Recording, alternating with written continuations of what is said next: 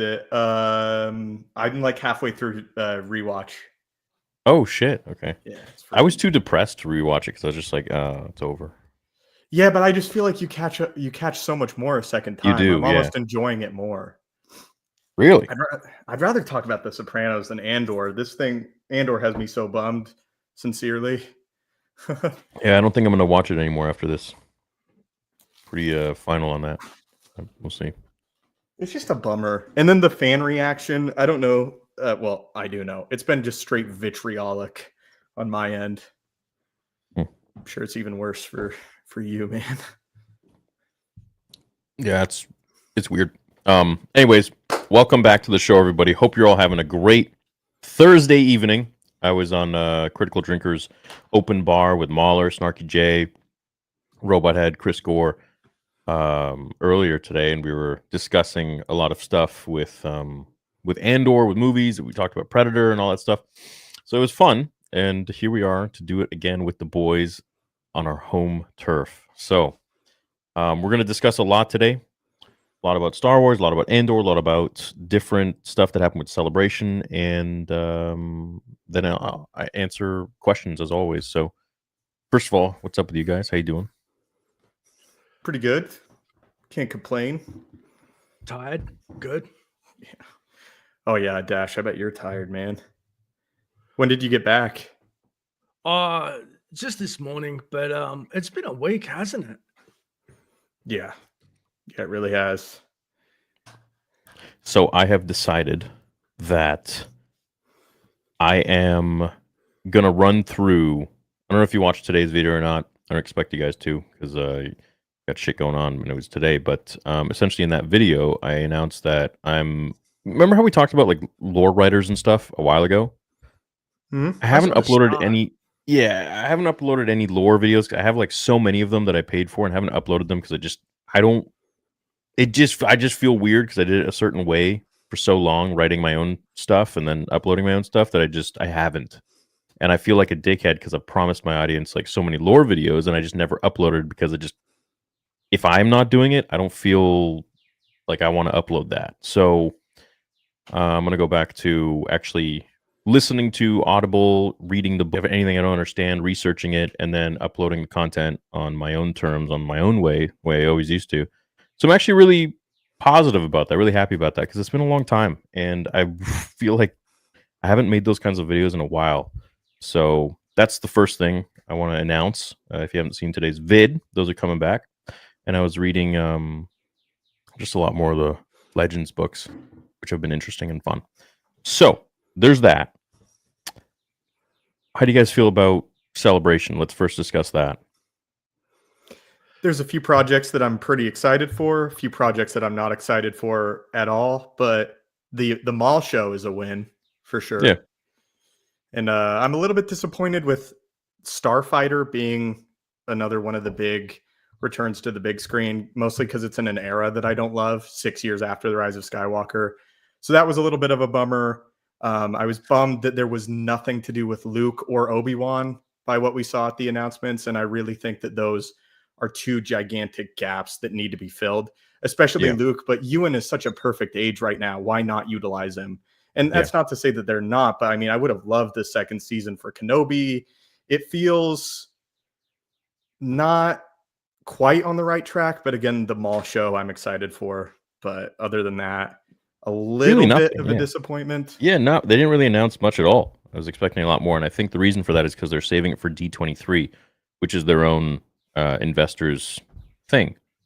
So I feel like a lot of the projects are going to be announced at the end of August. You think it could also be one of the reasons, like they announce all these shows and then they slowly cancel them over time? I get the feeling they're being a lot more reserved with their announcements as well. They don't want to come out of the gate and end up canceling, 70%? Maybe. Yeah. And they do these exclusives for just to get the Celebration crowd hot to go to Celebration, locked in a room. I sent Theory a screenshot on my phone because I reacted to the leaked Grogu and Mando. I call it Grogu and Mando show. Yeah. And they cooked me for that pretty quick. They didn't copyright strike me but they got it off the channel pretty quick. And I was like, they actually took feedback. Did you see that, Stoops? Yeah, I saw the leaked trailer. I thought it looked Right. pretty fun.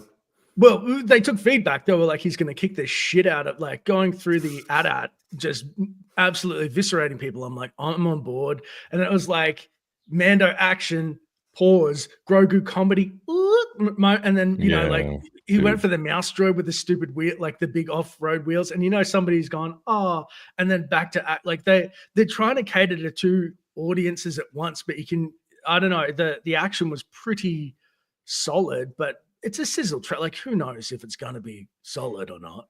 Yeah, I don't know. It didn't catch me, and I feel like they really wanted to make a season 4, but they're just now putting it into a movie, and it feels like a kind of a what we've already seen before, which is all right. Mando has some pucks that he has to go on these bounties, do a couple side missions, and that's it. And one of the side missions happens to be someone that's like of some relevancy compared to like a nobody, a random person they just created. He's going after Rata the Hutt.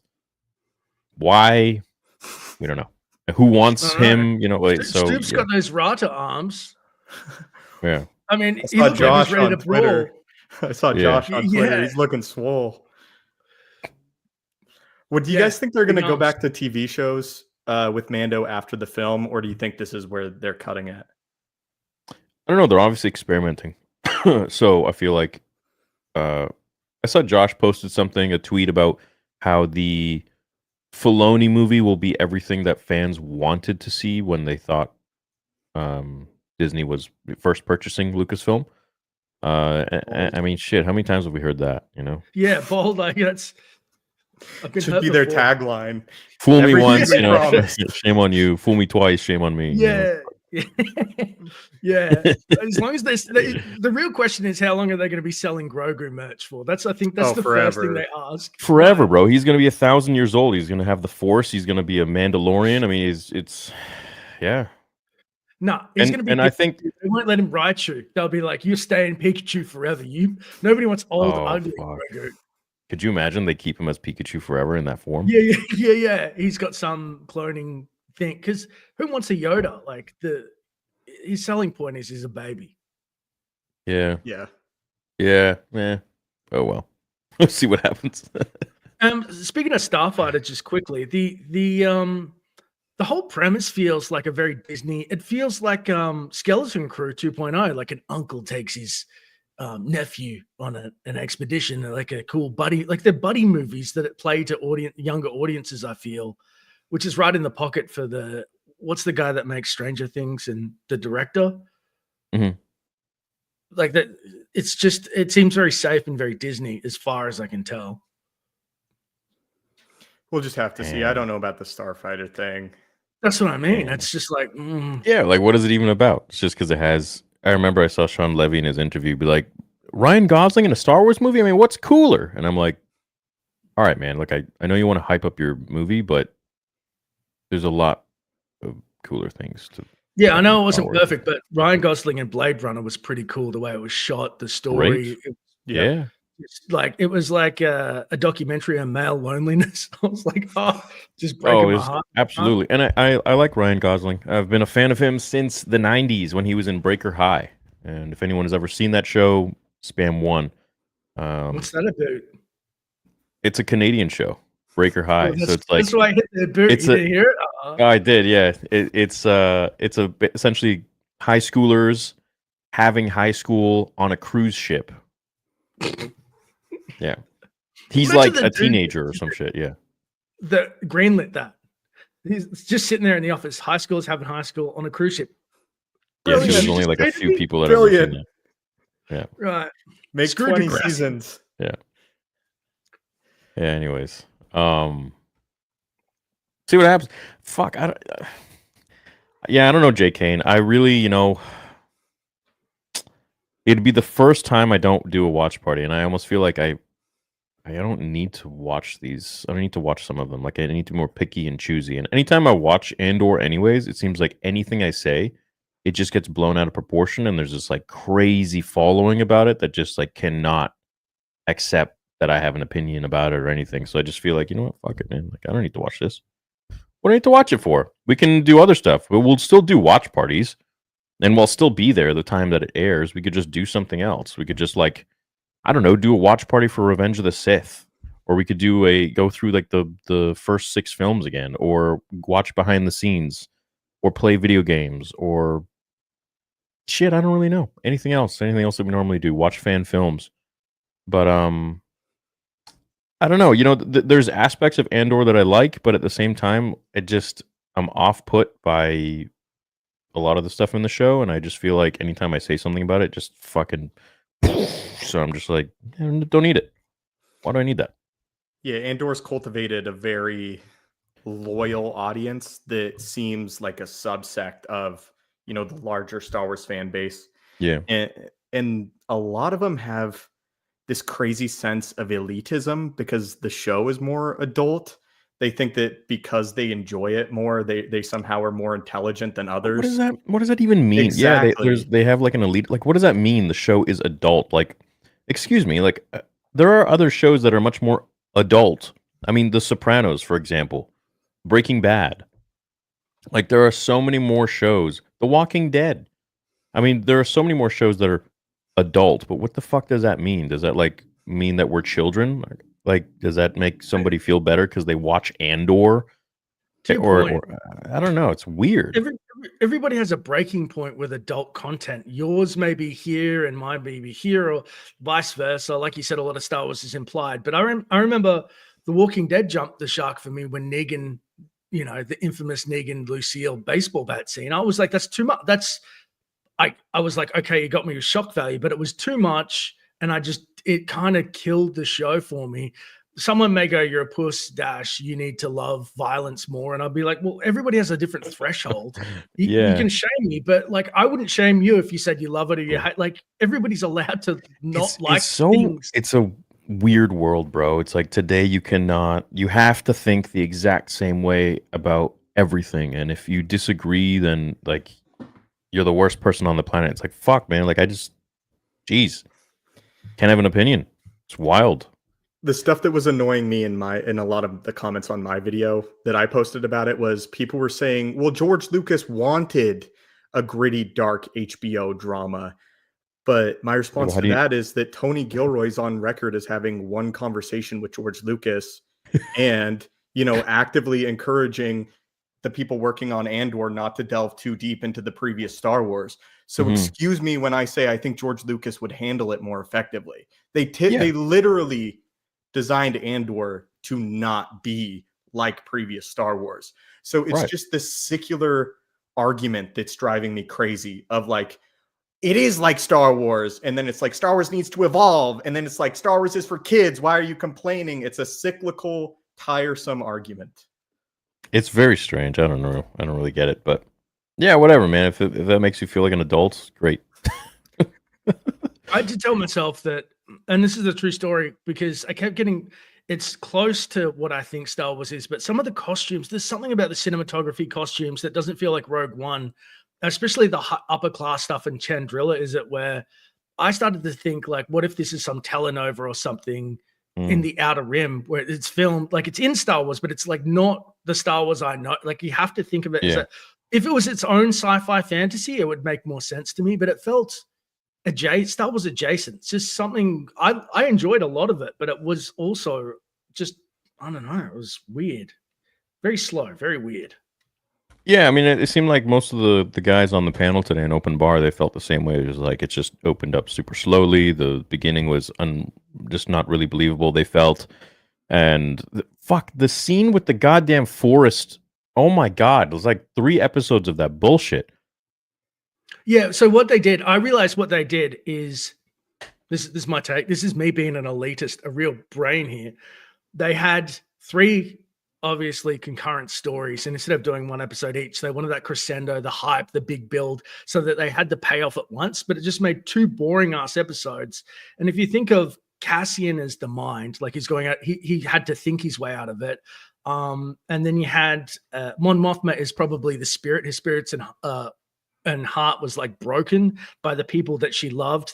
She's like the Spider-Man of Star Wars. Number one, when a man talks to her, Yeah. she walks away in the other direction and says, "Can you book me later?" Number two, everybody hates her that she loves, and she's like, "I got to keep going for the rebellion." And then obviously Bix was the body. Her body was attacked. Like, so you had the mind, the body, and the spirit being attacked at once until it kind of had the big payoff. But I was sitting there you guys both messaged me and said, "What did you think of Andor?" And I was at the end of episode 1, and I'm like, yeah, it's a nothing. Like, what are you talking about? And then I got to episode 3 and I went, oh, okay. Yeah, and look, that scene is nothing compared to the scene with Dr. Melfi in The Oh my Sopranos. gosh.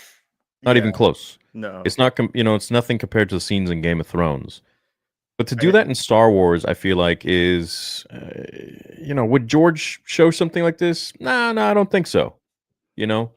Was it full on like nude, like just vulgar and disgusting? I mean, the act was, but what was shown, not so much. And I feel like if we want to show something like that, if you want to go that direction, do it the same way George would have done it. We'd cut away. I was talking with Ryan about it on his show yesterday, and he was like, you know what if they just had her like pushing her back to a wall and then cut away? And I'm like, yeah, that's a little more on brand, I feel like, if they're going to show that. But then there's other ways to get you to hate a character or to hate the Empire. And we're going to pull up Tony Gilroy's article that he responds to the whole scene in question. And I think his response was, well, we'll see what the audience has to say about it too. But I just think that, yeah, you don't really need to show that or have that in Star Wars, because there's other ways you can, like, for example, when you brought up, Negan and Lucille, that's one way to really make you hate a character. Have him brutally just kill one of the members there on that planet. Now, mind you, wouldn't be as impactful because we haven't developed that level of a connection with any of those characters that we did with The Walking Dead after, was it 5 seasons, 6 seasons? But, you get my point. Yeah, I think that the funny thing about it is that there's a lot of modern politics in Andor that are also, you can feel it from the start. Like when I first saw Andor, like I was watching it, and the first person was like a minority, and all the rebels are like minorities, and I thought, what are you talking about, Boyega? And then we got to the ISB scene, and every single person who's a bad guy in the Empire was white, except for like one female white person. And I was like, wait a second, everybody's mixed except for the. You're right. I was like, wait a second. But also that scene with Bix, before the thing happened, when the Imperial, obviously when people take control in war, it's like, to the spoils go the victor, like the tyranny of being displaced. They took the resources, the food of the farm, and then obviously they do what they will with the peoples, and they were pushing that. But the thing that like really got to me was when the Imperial guy was like, so Bix, minority girl, do you have your visa to work this farm? And I'm like, I was waiting for him to say, have you come south of the border or something? Like, I was like, I see what you're doing. Don't, like, they really pushed that narrative of what's happening in a certain place. And I was like, I get it. Like, you're an illegal trying to work. And I was like, okay. Yeah, they're definitely throwing a lot of political stuff thrown in there with Trump. Yeah. Whereas if George always goes back 20 years so that you don't feel it. But I'm an Australian. I don't know a lot about American stuff, but I was like, wait a second. He's like, where's that visa? Can't work his farms. And I'm like, wait a second. It was as obvious as you could possibly make it. Oh, yeah, for sure. Right. Like, it's if her name was like political Santiago statement. or something, I'll be like, come on. I'm surprised they didn't wink at the audience when they were done. Right. She'd be like, there is ice in your veins. And he's like, come on. The thing with the assault on Melfi, though, going back to The Sopranos, is that scene is so important for her as a character and her evolution, where she's proving to herself and to others that she's not going to abuse power, because she's not going to indulge in the lifestyle of Tony and, justify violence the way that he does. And it's a really profound sentiment, and it's a really huge part of the show, even though it's not focused on like crazy. But with that said, I guess my question is, how does this possibly benefit Star Wars in the long run? Because for a lot of people, Star Wars is their comfort franchise. It's my comfort franchise. It's a franchise that I've prided that you can access from 8 to 80. And when it has something like this and it doesn't really feel beneficial, at least to me, to the show and to the overall franchise that I really care about, it's, disheartening. And that's why I don't like it. And why in another adult show, I feel like it could kind of work when pulled off with really, really careful hands with a big, important message to share. And this just felt, I guess I would use the word obvious in its placement. Unfortunately, obvious. I think it's the Bix body part that I said. Remember, Bix starts with trauma from the torture. And Right. so Just that's leave her biggest alone, man. I know. Well, that's her biggest fear. And I'm playing devil's advocate. So the narrative payoff, if you will. And I got to say, I was cringing the whole time through season 3 because I feel like Disney actually was doing a press tour about it, getting ahead of it to white glove people into the fact the scene was coming. Because I was literally like, because I've seen Deliverance, I was like, oh, please don't be gnarly, please don't. So when she didn't actually get it happened, I was actually relieved that she won and that she did it in a way that made sense. Like Rey would have force kicked him into the atmosphere, but it was so it was her getting her vindication against the Empire and showing that she is autonomous and free, and the cost of the rebellion. So I know the narrative beats of what they were trying to portray, if that makes sense. That was the payoff for him. I just don't get why so many people are so mad if that makes you uncomfortable. Like I don't people get are upset. No, Yeah. I didn't get upset mean? by it, to be honest. I did. Yeah. I was like, thank God it didn't happen. I thought something was I going to hated physically watching happen. it myself. I hated watching it. Well, I read it as rent. Yeah. No.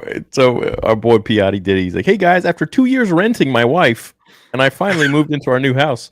Just set up my TV and watching the stream. Also, sexual assault doesn't belong in Star Wars on screen, and I'll die on that hill. Love you guys. May the force be with you. May The the force be last with you dude too, you'd man. think You too, wouldn't be man. promoting it. Yeah, The one last comma. man. One comma. You know. Yeah. No. That's the Congratulations. thing, because I was white glove. I was ready for it, and it didn't happen. I like that she won, but like Negan, if somebody said, "Oh, you're a puss for not liking Negan getting belting people's heads in and watching their eyes pop out," I'd say it was just a little too far for me. I wouldn't shame somebody if they were like, "That's too like." That's your opinion. That's your right to have that. Why? Like, and if 90% of the people say we don't want to see that, and I'm in the 10% of, oh, it didn't really affect me, then change it. You know what I mean? I don't get it. It's just the reaction where it's like, if you don't fall in line, even if you praise aspects of Andor, there's this sentiment that I'm seeing where it's like, if you don't like everything about Andor in its entirety, you're just a dumbass. You know what I mean? Yeah, but Yeah. to go after theory's like, I respect women, and they're like, oh, you piece of shit. How Like, dare you you fuck. not like this? How dare you? Why wouldn't you want to see that in Star Wars? And I'm like, I Weak. don't. And they're like, you don't fucking, what the fuck? Why Oh, would you want my to see these God. real themes? And I'm like, man, why don't you go watch The Sopranos? You want to get more, there's nothing more real than that. Forget In that about world, I mean, come on. Anyways, Watch The Sopranos, guys. It's freaking excellent.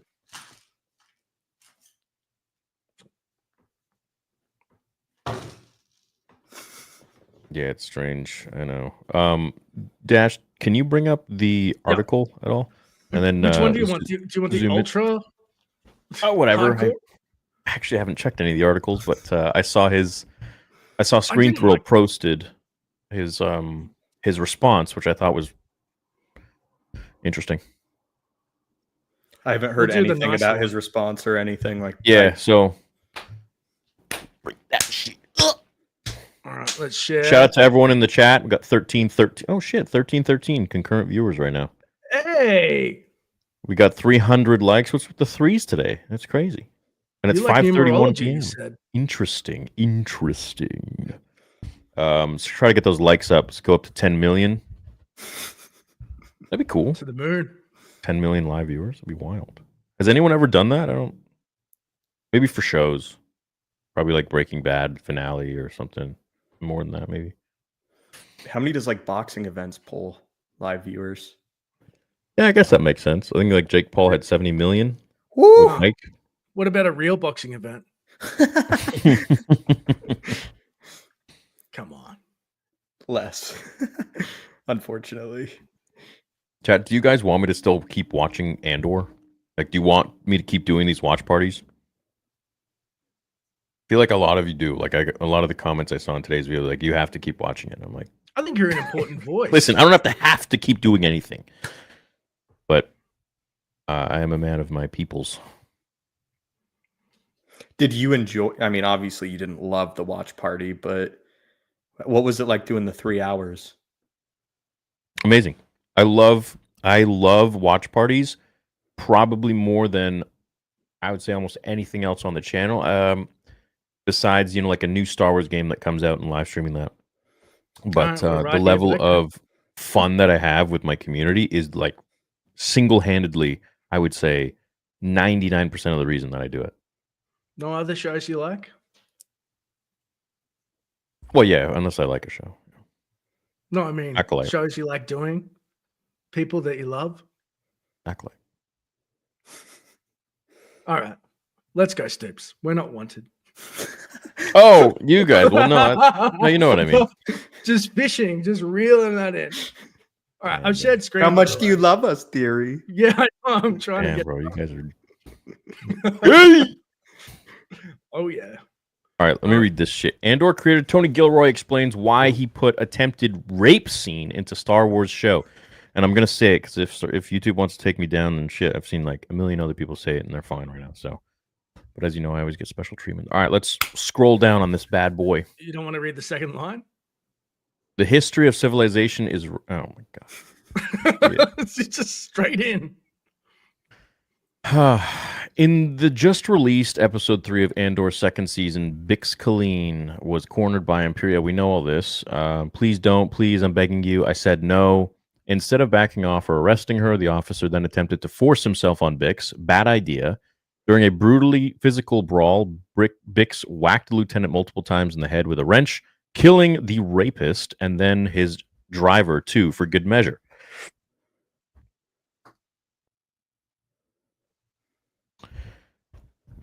It was a harrowing scene.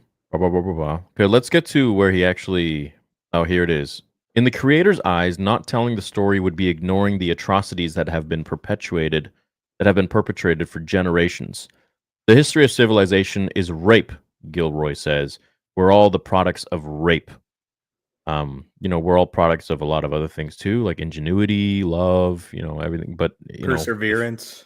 If you want to highlight a lot of things, why don't you highlight like fucking child? Like, what kind of a logic is that? An angry one. World history is so gnarly. It's just it makes your skin crawl, honestly. I mean, yeah, we are all products of that, but we're also products of a lot of other things. I mean, shit, I'm like probably 10 mixed races, and I'm sure down the line there were a lot of horrible things that went on. I don't think it was must not all been all love. I mean, there's parts of me that are from like Africa. There's parts of me from Egypt. There's parts of me from freaking Scandinavia. I mean, damn, a lot of Viking shit in there. That you're right. So, we're not stupid. They went for the resources, the grain, and the women, the spoils of war. They're trying to push down that the empire and the tyranny is closing tighter on the rebellion. Like even normal systems. I get what they're saying. Like we're not stupid. And I don't think anyone is denying that happens. Of course that happens, especially if we're all quote unquote products of rape. But does it belong in a Star Wars show? I don't know. Does it belong in The Sopranos? Yeah. Does it belong in Star Wars? In my opinion, no. Has it happened in the EU? Absolutely. But to say that happens in the EU, therefore it's okay to happen in live action, on screen, I think it's a completely different medium. It's something that's never been done before, and not in the style of George Lucas, where he just implies certain things and then moves away. Yeah, there's also this going around that, like, just because it's happened previously in Star Wars, therefore justifies its existence in Andor, which is an argument that I don't track either. Yeah. Just because it's you don't just- like something that yeah. happened prior and it happens again, that just doesn't make sense. Like that doesn't justify its existence. People No, say, why don't we put everything horrendous that has ever happened in He's history like, in shut there? up, you're a rape baby. And you're like, what? And he's like, everybody is. And you're like, what are you talking? What do you mean, man? Okay, well, why don't you put like fucking child? Like, I can't even say like it's Yeah, just exactly. weird, dog. Like, what kind of a logic is that? You're making a Star Wars show. I understand that horrible things happen, especially in the galaxy far, far away, but it's far, far away. We should keep that kind of stuff if you're going to put it in there. Sort of in like a cut scene, like what I mean by that is like she's against the wall. If you really want to put that there, and you can see the behind shot of him approaching her, and she is just.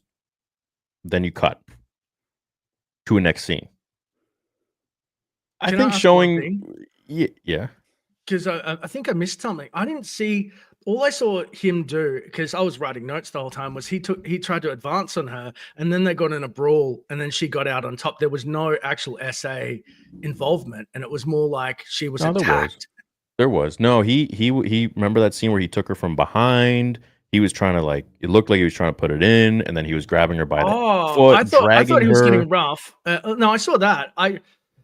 The way that I interpreted it was, and I'm not a female, so I don't know this experience, that how scary it is to be alone and have an ugly woman, and to be alone and have a dude that could overpower you, especially because he wields so much power with the Empire behind him, and that she had it happen before, and she brawled, like she fought her way out, and she didn't do it with just dumb punches and he went across. Like that was a savage brawl, and it kind of was like she stood up for herself and she dealt with something that maybe women can identify with more than men, like that how scary that was. Because when he threw her against the wall and when the screen went blurry, I was like, you're cooked. I actually got scared because I knew it was coming. So I'm like, well, you knew that, in that moment. Get up, you know. Well, nobody said clothes came off, but are you not suggesting? I mean, even the articles written about it were saying that he was trying to rape her. Even she said he tried to rape me. She says the words. She literally says the words. So it makes it very. I get the show makes you know for sure what's going on. They wouldn't have. Oh, it's more. I know his intention, but he didn't get into any of that. He got into a fight first. That was the only reason why I was okay with it. I just hate that this is what we're even talking about. You know what I mean? It's really weird. I hate that people are like, oh, he just touched her hand and face. It was just that. Then it was just a fight. It's like, look, dude, a fight is a full-on like people punching each other in the face and like trying to beat the shit out of each other.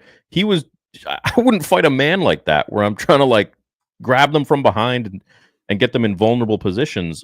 That's just not what happens. And I don't know what kind of fights you've been in, but that's just not a thing. So clearly there was intent. I mean, they even say it in the show. Why? I don't know why people are defending this shit, but this is very strange. Well, we've got to play devil's advocate. There's a subsect of people who are trying to speak against you. So I'm devil's advocate representing people by giving opinions where you give your logic, if that makes sense. Because clearly there's a lot of people who are just like want it. I don't want to say that. That sounds horrible. Anyway, they're trying to justify its inclusion. I don't know if it's something that they want or it's. I wish we could talk about a new lightsaber color. Yeah, just give me a fucking I love you so force much. Power or something. Yeah. I know what you mean. I can't believe this is where you draw the line, but are okay with 4 planets blowing up. So this is the kind of logic I don't like. This kind of deflection. It's like, let's address one situation, not something that happened about 50 years ago, where they blew up Alderaan. And if you look at, and I'll dance with you all day on this. If you look at how George shot that scene, he didn't show the people on the planet combusting and screaming and melting and holding the hands of their loved ones as they frickin' turn into ash or explode or their bones melt off their face, like we saw in Terminator 2. He blows up the planet, and then you cut to Leia with her emotion of sorrow and disgust and sadness. And then you cut to Obi-Wan, and he's feeling it through the Force. You don't have to go super brutalistic in Star Wars. In Game of Thrones, in Sopranos, in whatever else, Walking Dead, yeah, that makes sense because that's on brand. But in Star Wars, it's not on brand. to show that level of detail. And so anyone who wants to argue that I'm saying this doesn't belong in Star Wars, of course it belongs in. Of course it happens in Star Wars, but it doesn't belong there. You know, it doesn't. You don't need to see it, but it can be insinuated. Of course, everything happens in Star Wars. So yes, there is genocide. There are, but showing that is a side that we have not seen in live action before, and it didn't really sit right with me to see that.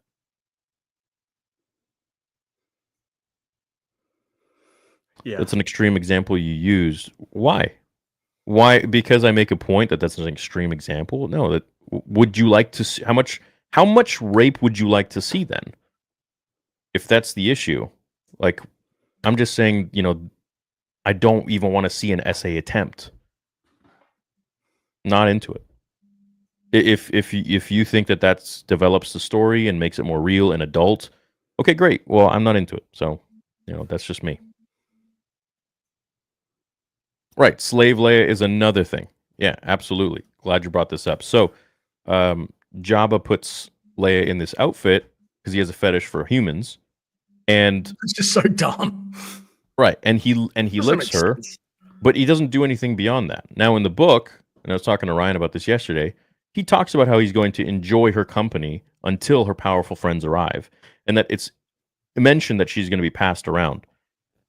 Oh yeah, to But Boba. there's nothing in the movie about that. There's nothing that shows anything like what we saw in Andor.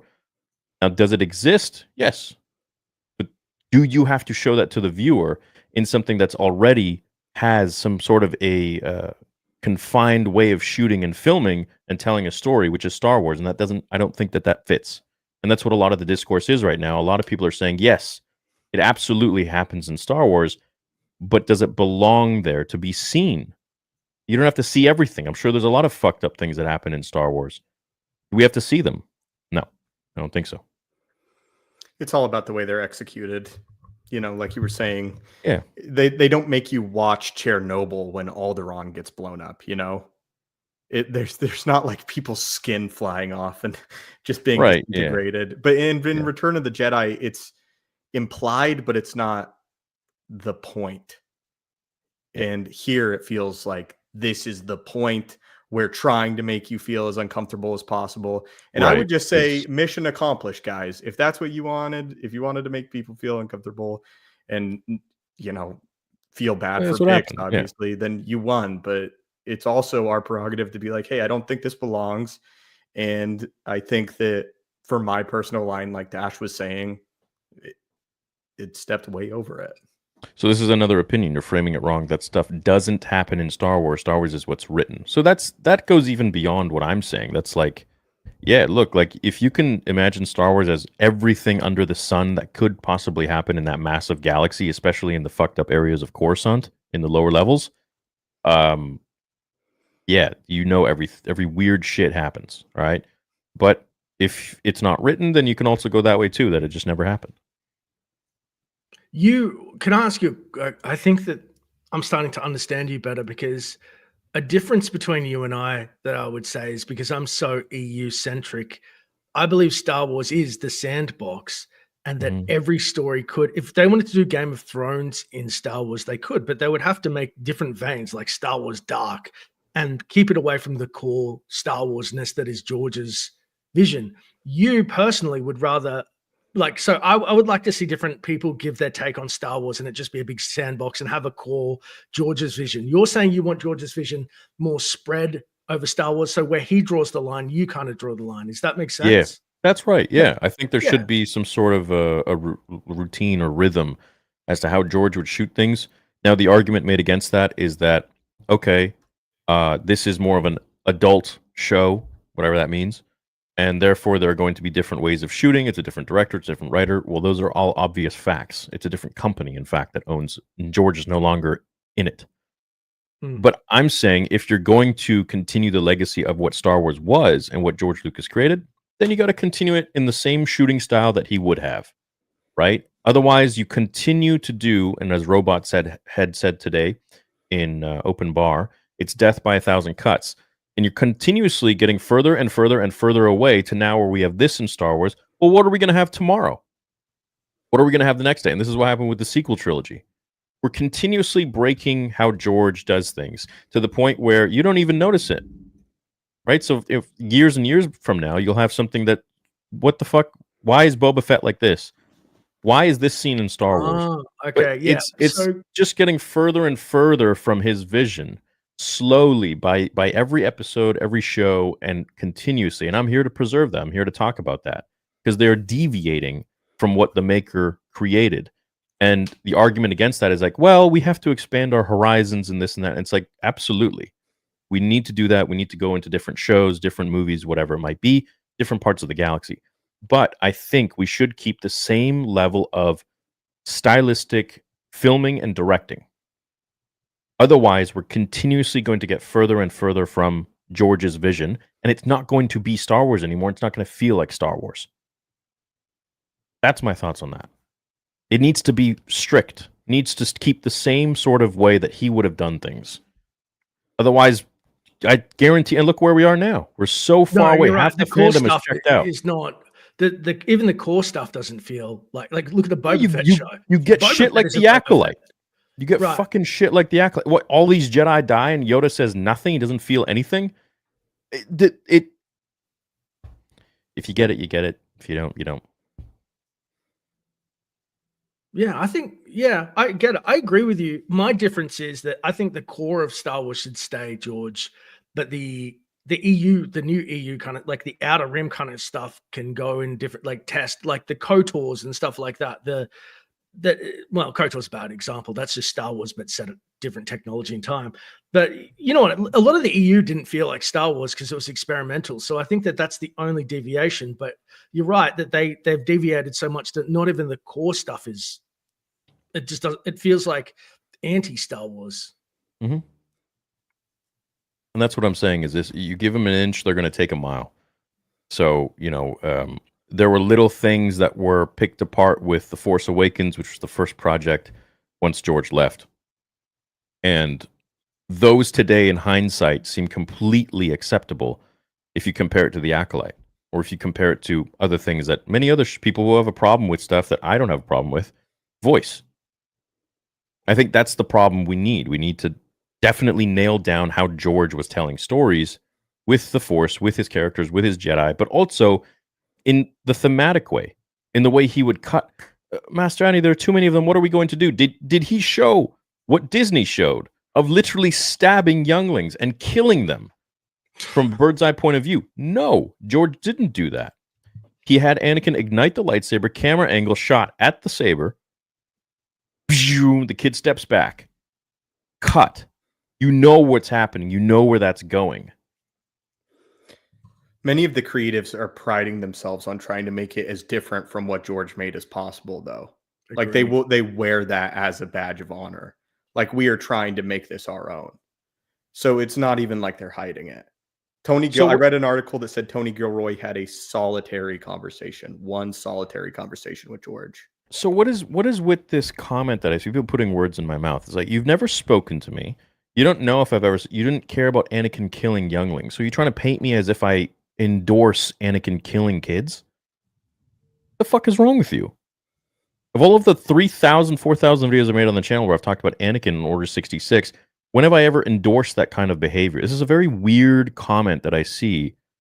You don't care about Anakin killing younglings, but let me just deflect from the whole argument here about rape in Star Wars. But you didn't care about Anakin killing young. What are you talking about? I didn't care. It's a make-believe show where Anakin had to do that in order to succumb to the dark side and fully unlock those powers. I've spoken about this so many times. Why are you trying to paint it as if I endorse that kind of behavior? You don't care about one weird. thing, so you don't care about another. That's like theory cares about George's vision. I'm starting to talk for you, but imagine if I came to you tomorrow, I knock on your door and I say, let's watch episode 3. My wife, as you know, is pregnant. We get to the Padme scene. Annie force chokes her, and I turn around. I go, I just did not like that scene. What would you say to me? Makes sense. So yeah, Different I people have understand. different lines. Theory It's- doesn't like women getting essayed. That's like everybody has different. That's it. That's look. To be very transparent, I have a lot of experience with that, with a lot of loved ones that have come and go into my life, and I've been there through them explaining it and their stories, and it was very emotional. And many times, and it happens to a lot of women. And it's just a sensitive subject to me. I don't expect to see it in Star Wars. I don't want to see it in Star Wars. That's my take. All right. Fucking arrest me, dude. I don't want to see sexual assault in Star Wars. Like, You fuck son off. of a Like, bitch. yeah. Yeah, I feel the exact same way. I mean, I have a sister, and it's just fucking awful, man. I hate that. It's I hate that it's the talking point. It's a sensitive sorry. topic, and you know what? It's a part of life, and it's never happened to me, but it's happened to a lot of people that I've loved. It's happened to a lot of people I've been very close with, and males and females. I had a very, very close friend, and something happened to him when he was a kid with his fucking hockey coach, and it's just it's a weird fucking. I don't like. Yeah, I don't. I understand it's real. If anyone understands it's real, it's Right. for And I sure think that's me. where But people- so I don't like Yeah. that argument. It's real. It happens. Like, yes, I know. I'm aware it happens. I think we're all aware. I think we all know. But do we need to see that in our Star Wars? In my opinion, I don't think we need to see it. In other people's opinions, they think we need to see it because it happens. Well, a lot of other fucking weird things happen too in life. We don't need to see that. Yeah, 2 Gungans, 1 cup. That I wouldn't mind to see. Oh, I'm so Stoops, I'm punishing you. I'm so sorry, dude. Imagine The pain in your that eyes. long tongue. Well, no. Come on, man. You didn't flinch when Alderaan was blown up. Why do you care about this? Why do you care? What's wrong with you? Get out. 2 Gungans, This 1 argument. cup. I didn't see you standing up for the younglings. Hey, Yeah, I guess huh? that means you want to see a lot of weird shit. But you have a problem with this, huh? Okay. All right, dude. Fuck. George Lucas put nudity in Revenge of the Jedi, Return of the Jedi. I don't see you complaining about that. Okay, that's a troll comment. My grimy pimp of an uncle, he's no longer my uncle, bless him, nearly made that VHS tape pop. He when I was like a kid too, he's like, hey, we're watching it, and he's like, check this scene out, and he pauses. You remember the old VHS pause on Ula dancing? Yeah. And it pops out, and I'm like, that Yeah. green thing, and he's like, trust me, it's there. And I'm like, She. okay. Yeah, So- this is yeah. Josu Dark Sky says, "How are you going to deal with the Gorman mass unaliving?" Yeah, we have Gorman in there. We know in Legends they literally land on people with the ships and they crush them. Death in Star Wars is not a new thing, and I feel like murder in Star Wars that's happened since A New Hope. So Like the first scene. that's nothing new. If we were watching the Teletubbies and someone fucking died, got their hand chopped off, I'd be like, this is weird. Oh, but you like the Terminator? Well, yes, that's a different universe. That's a different piece of media. And we have Western sensibilities. Europeans probably having a smoke going, this is great or whatever, because we're desensitized to violence. I'll say it, being 80s baby, 90s. Oh, absolutely. Yeah, right. We are, but we're not sex is like still a very taboo thing. It really kind of rocks you a little bit. It does, man. And women are very like precious, important beings in our lives, and seeing that, it's always a tough thing to see, especially in film. It was tough to see Dr. Melfi go through that in Sopranos, but to see it in Star Wars, it's not. Yeah, like it's not. It doesn't in live action. I mean, okay, you want to do it in an obscure book or comic book or something. It's a different scenario, but in live action, to actually see it and hear it, and I don't think it's becoming. I don't think it's really part of what George would have put in there, and if he would have, it would have been a cutaway. And then Just have like the everything article else he does. chambered. The article chambered to bring even more light to The it. article ready to go, like, because he knew it would be something. We're all products. He of wants rape. he wants us all to What? talk about it. I mean, that's what it is. That Tony Gilroy, the creators of Andor, want this to be a topic of discussion, and that just makes me sad. That's to make people not talk about it. The shitty dance scenes that just wouldn't stop. Ah, dude. Get over it and grow up. All right. That's Thanks, Pablo. Hidalgo?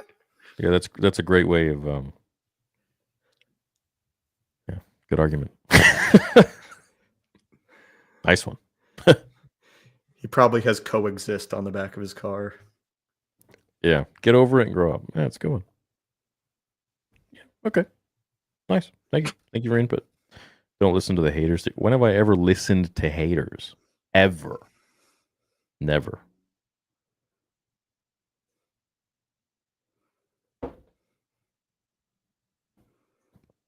It's about sending a message. It's not shock. It's not for shock value. Oh, well, message received.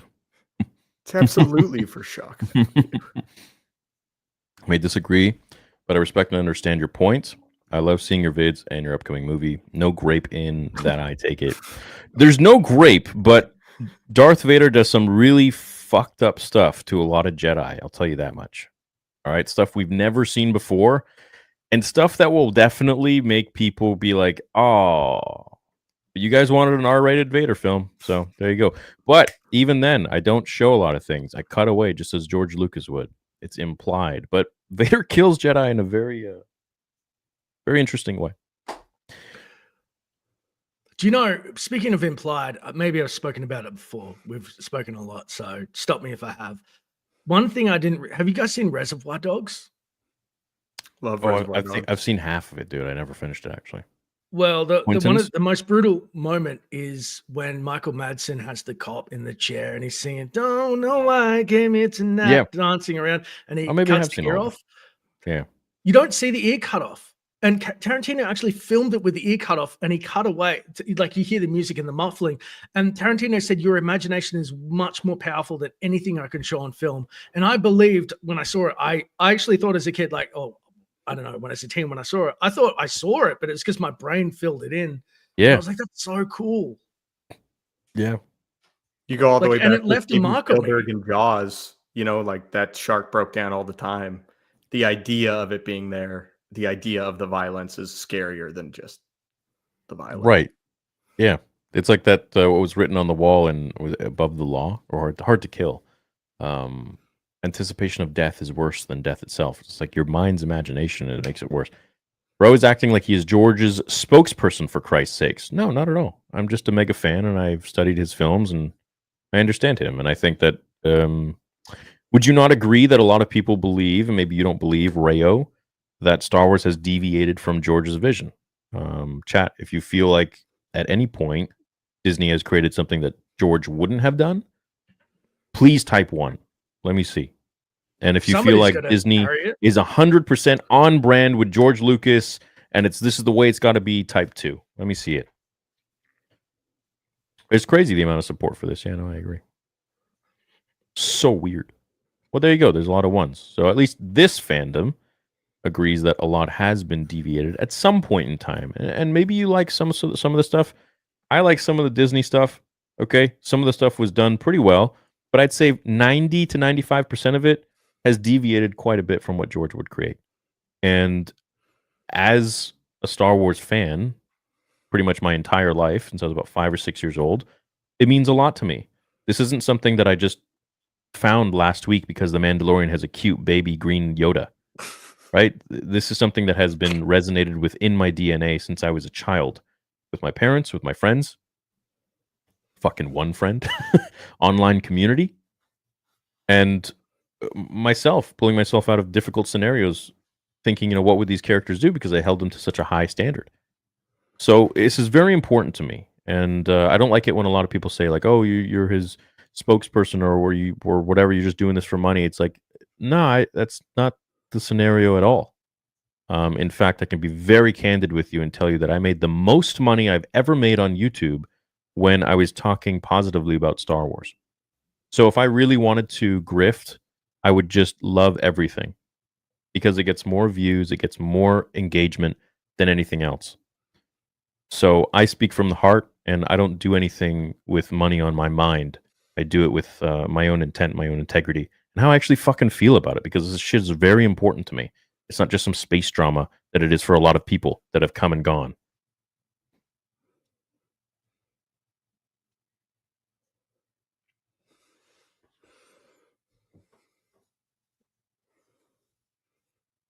All right. Are we done talking about this topic? Or are we going to move on to the next thing? I'm good. I'm good. Cool. We'll leave it in the past. It's done. All right. We're probably going to have to talk about it with super chats that we haven't read. But anyways. What would you like, a live audience? Or what do you want? You could do that. Rent out a space. Thanks, sandwich. What kind of sandwich you had? Let's talk about it for another 2 hours. Shit. There's nothing much really to talk about it. What else we got? What's the next? What's the next big Star Wars thing after Andor? I was Ahsoka. surprised there wasn't any. Yeah, there's Ahsoka. Anakin's going to be in there. I was surprised there was no announcement for Jedi Fallen Order 3. Oh yeah, especially because those games are really well beloved too. You would love them. Yeah, really good. Visions, my theory. And then, oh, sorry. Go ahead. Yeah, we got Visions. We have an anime Star Wars show. Jedi. I was a big fan of the original Ninth Jedi short in season 1 of Visions. I thought that was easily the best short. Which one was that?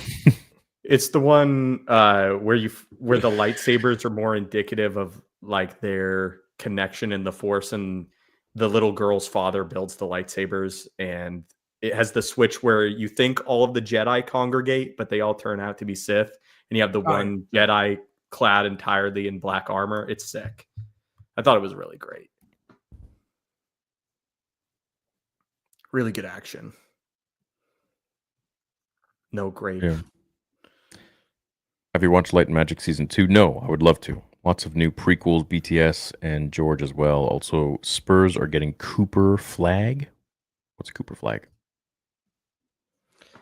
Basketball player. Wait, Cooper Flag. He's going to get off camera. All right, let's talk about the mall show. It's the NFL draft. Let's go for it. Tales of the Underworld. How do you guys feel about it? What do you think about Talon being in it? Oh, that Cooper Flag. Sorry. What do you think about them perhaps doing George's sequel trilogy, or at least building towards it with him training Talon at a young age? Because seriously, that's the only thing that I'm excited about that they announced from Celebration. I think it's strange. Like the Talon thing, I thought, okay, they're taking parts of, Talon, etc. But obviously with Crate in the EU, it's 100+ years before she comes into power. So we don't know her fate. So she could actually get combed at the end of this. And I know I'm jumping forward, but I want Crate to appear, because it could be building to something actually bigger because of her. They want her to be the flagship, the character that kind of temples them into the next Sith. That's what I was hoping, that they would introduce, Asherad in like an Obi-Wan show, and then you can have Talon introduced in the Maul show, and then they just converge. But there's no bigger plan. No. I'd like to address this one. Rather than hating everything Disney releases and assuming George would hate all the... there are a lot of things that Disney release that I do enjoy, and I talk about them. I don't know if you're new to the channel or not. That is released. How about you set up an interview with George himself and ask him in person what he thinks? Well, I'm a nobody to George Lucas, but I am friends with a lot of the people that he worked very closely with, such as Roger Christian. And Roger's word on what he thinks and what he thinks George thinks, because he was just speaking with George just several months ago, who endorsed his new book and wrote a foreword for it, I think is probably the closest thing that I'll ever get. Well, I won't say never, but at least for now, to George's word on things, because Roger Christian is the guy that worked very closely with George in '76 on a lot of things, and then again in 1998 when they were filming The Phantom Menace, 1997, 1998, 1999, for The Phantom Menace. And he wrote a beautiful foreword for Roger's new book. And in the foreword, he notes that Roger has been one of his only true close friends over the years. So, of course, you can imagine in George's position, he's going to have a lot of people that will try to take advantage of him or, try to be his friend for one reason or another. And Roger's always been a real friend to him who hasn't tried to use him and was a friend to him before George was really, as famous as he is. So, 50 years ago. And so Roger's word on how he feels about Star Wars and what he thinks George would think is as close as it's going to get to me asking George himself. So when I do speak about as if I know what George thinks, I feel like I have the best sort of consensus to gather from than anybody else. I have powerful friends, as Leia would say. So, yeah, and don't forget, he said he gave it to the white slavers. He doesn't show up to any premieres. He doesn't eat. Yeah, so it's read between the lines. Doesn't get much worse than that. No. Because I'm sure Roger told you George's opinion in Andor. Well, who are you to say anything about my conversations in private with Roger? Bizarre. Anyways, back to the Talon thing. I had a question for you, Talon thing. Theory. So I know that in the Legacy comics, Talon's character, she's not really the main character. Do you know anything about how George would have developed her? What type of personality she would have? Because I feel like there's a big part of the Star Wars fan base that really loves the Talon design, but doesn't know a lot about the Talon story. Mhm. So what was George's vision for it? Because I imagine it was different than what the Legacy comics did with the character. Well, there wasn't. Yeah, I mean, there wasn't really that much explained. But I would say that from what we got from Paul Duncan, who interviewed George about the sequel trilogy, was that, and from what Roger said, is that yeah, Talon was supposed to be an integral part of the story and sort of the apprentice, like how essentially she was going to be Maul, and Maul was going to be the Emperor. Maul was going to be Palpatine, right? So that kind of dynamic. So I would have imagined that Luke was going to fight Darth Maul, who would have been probably much more powerful, and Talon would fight one of Luke's students, who probably could have been Ben, which I would have much rather seen than the sequels that we got. Yeah, and I know in Legacy, she's defined by her fanatic loyalty to just Crate alone. And she will die and she will be tortured. She'd just do it all in the name for the one Sith. Mm-hmm. So I'm Yeah. going to be interested if this version of Talon falls in line with really loving the Sith code and maybe even going And too Maul. far for Maul. Well, we Yeah. know in Rebels, Maul sort of diverges from the Sith way. No longer Darth, now just Maul.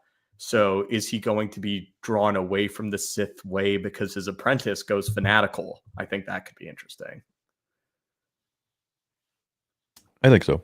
We'll see what happens with it. But don't forget we got like a 30-year gap in between a New Hope and the sequel.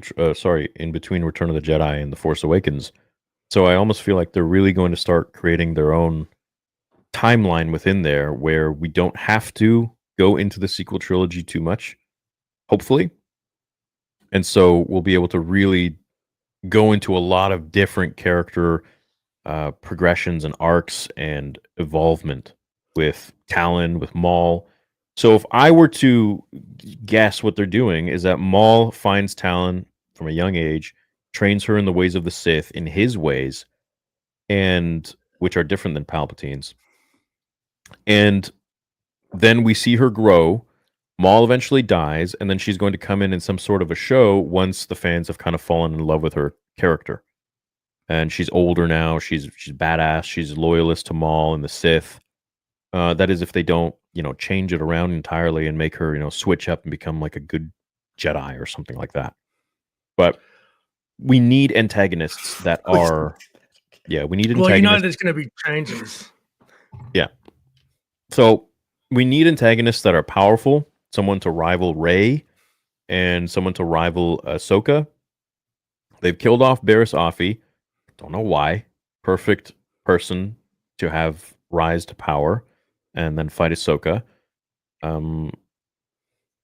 But you have to think of, where are they going in 5 to 10 years, and they're creating. If you're creating these movies with Rey, 5 years after Rise of Skywalker or whatever, 6 years, whatever, and going beyond there, who is a worthy adversary? Who's a worthy antagonist? I think starting that now with the Maul show, by creating Talon and building her up, I think that's probably what they're going to do. And if they don't, well, shit. And it's a nothing burger essentially. But I love when they have the establishment and the payoff. Again, the Barriss was so disappointing because for the longest time we were all thinking that she was going to be an Inquisitor, that she was going to, reveal herself in some epic moment in a live action Ahsoka show and show all of like the terrible things that led her down this path. When it's so interesting because her and Ahsoka were such good friends and such kindred spirits, it seems only natural that the rivalry progresses to that point. But just to go back and to tell the really safe story was such a bummer. And just have a Barriss become this monk-like figure, enlightened beyond the Jedi again, beyond even violence. And just to have it go down just felt very the quick and easy path. And I hope that they don't do it with Talon. The thing that was going to really crush me with Talon, if Disney does what I think they're going to do, is that one of the reasons she's a fan favorite is obviously her striking design. Maul is pure fear, but the funny thing about her is that there's a sexuality kind of with the demonic. It's a succubus. It draws you in, but biologically that's not. You will die, so she can draw you in, but you don't want to, and that aesthetically makes sense, and that's why she obviously is not garbed and her body's so striking because it has that power, if you will. But Disney will not understand the succubi kind of angle and go, men and women like her because she's sexy. Let's de-sex. Let's put her in a robe. Let's not put her let's not make her so, hot. Yeah, but it's hot, but it's dangerous hot. It's a bad thing to find her hot because she'll kill you. Yeah. But it has functionality, but they won't see that. They'll just hear Theory go hot and go, that's it. And she'll be like thick brawler, like with a robe on, and it's just she won't be this. I don't know. I don't think they're gonna still hot, dude. Damn. I mean, Cara Dune was fully clothed. I was just thinking Corona. What I mean, though. But there's a power to Maul's aesthetic that Talon has her own that stands on itself. And it makes sense. She's not just like nearly nude. Like she's not showing skin for no reason. There's an absolute design reason for that, I believe. Yeah, she's drawing nerds as well. Yeah, drawing nerds, drawing Cade Skywalker. Bro, it drew me in as a kid when I'd see her on the cover of comics and stuff. I was just like, holy fuck. Yeah, but she's not just some side slab of meat. She will kill you. That's the part you get. You're an idiot. Yeah, she's a rose with a thorn. Yeah. Yeah, she's a siren that will drag you down into the depths. But it's because we love her. They're going to be like, don't think so. No. Goodbye. Yeah. So there's a reason she's dresses the way she does, and it's in universe. It makes sense. Give you a good casting for Darth Talon. Well, I feel like everyone's just going to be like Sydney Sweeney. I would say a good casting for Darth Talon. Who's like a really athletic actress?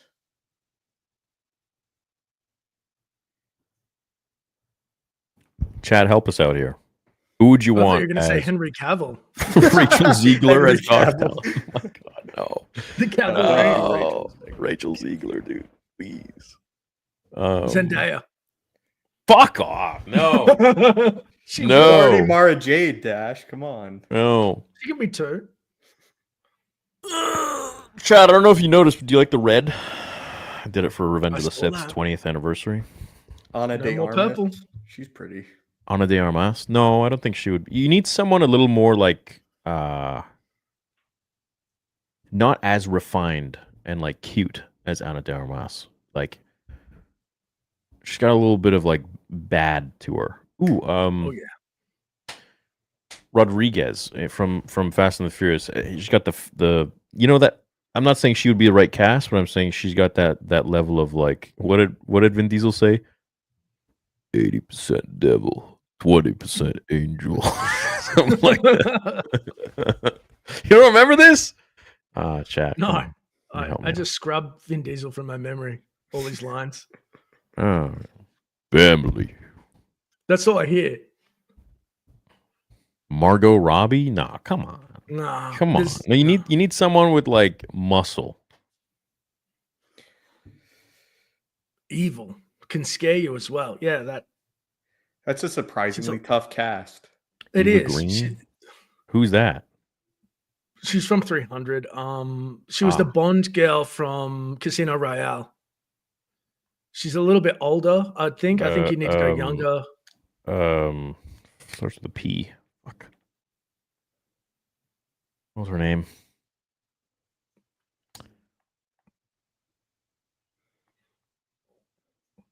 God damn, why am I forgetting her name? It's one of my favorite movies. I'm the money. I thought of Sophia Boutella. It's like she's like from The Mummy. She was in Star Trek. Oh, with the two eyes. Two eyes? She has two eyes in The Mummy. Yeah, kind of like that. No, I think that. What's your friend's name? She looks perfect for the role, like physically. That's Gracie. Like that. Yeah, she looks. Man, I don't know if she's got paint on abs or whatever, but she looks you need a CrossFitter. She's in that shape. She's just jacked. Yeah, Gal Gadot, like no, please, no. Kal-El, no. I am a Sith. All right, well now you guys are just Kevin Hart. Yeah, why did I say P? So strange. What's her name? A young Halle Berry. Anaxunamun, or whatever her name was in the Mummy. Anaxunamun. I know who you're talking about, and she looks nearly the same now. She's aged so well. Yeah. Kate Beckinsale. Okay. Terry Crews. Okay. All right, now you guys just getting crazy, dude. All right. Oh, Mia Goth. Mia Goth's a great actress. Yeah. She's got the crazy. That's that crazy. Did she kick that guy in the head on the Pearl set? Did you hear about that? No, what? No. Apparently, there was like an extra that she accidentally kicked in the head, and he was like, "Hey, don't do that." And the next take, she like kicked him really hard and was like, "That's a kick." The fuck? That's why? Good work ethic. Like that's a bad environment. Yeah. Johnny Depp. All right, you guys are just great. Jenna Jameson. What the fuck is wrong with you guys? All right. Anyways. Anthony Hopkins. Yeah. Okay. All right. Christopher Walken. I'm a Sith. Yo, what's going on? I thought he was terrible as the Emperor in Dune. Sorry, Theory, but yes, I did not like him as the Emperor. Thank you. Who's going to see Revenge of the Sith in theaters? Anybody? Saturday. You want to bring your saber to the Annie-Exposed Fallen Knight? First time seeing it in theaters. Oh shit, dude, that's going to be a really cool experience for you. By the way, your trailer is absolute cinema. Hulk versus Vader. I think Vader, man. I think you just. Well, it's tough because the Force is dangerous, man. It's very dangerous, but also regen on the Hulk is insane. Could Vader just push him into atmosphere though? Could he just like? Yeah, but the Hulk would be okay. Saber throw, decapitate. Yeah, but then he would just grow his head back. Can he? Or he would grow his body back essentially. Jeez. Yeah, his regen is more insane than Wolverine's. I know in the Old Man Logan story, he heals from a lot. He Wolverine cuts him from the inside. Like Hulk eats him at one point, and Wolverine cuts his way out. Yeah, that was awesome. Yeah, I feel like if Vader was going to choke Hulk out, like Hulk would just get angry and expand his I feel like it would just nullify. Madara versus Vader. Who's Madara? From Naruto. Patricia Velasquez played Anouk in The Mummy. Ah, very well. Oh no, I know who could play it. Salma Hayek. Not the acting chops, but it's 90 Salma Who Hayek. cares? Desperado. I am a Sith Lord. That's the guy who plays Cassian Andor. He's really good, but sometimes when he tries to like say a full sentence, it sounds like a mouthful of marbles because of the accent. Have you noticed that? Mhm. Like the Spanish works against him. Like that poor Korean dude from The Acolyte when they taught him English, and he was like chewing his way through those lines. I'm like, oh. Yeah. But it's like, in that situation, like, what can they really do? They're doing their best. So it's like, holy it's shit. terrible. Where the hell have you been? Anybody remember Vito? Dude, where have you been? What happened? You vanished. Damn, I hope you've been well, dude. It's nice to see you. Veeds. He has returned.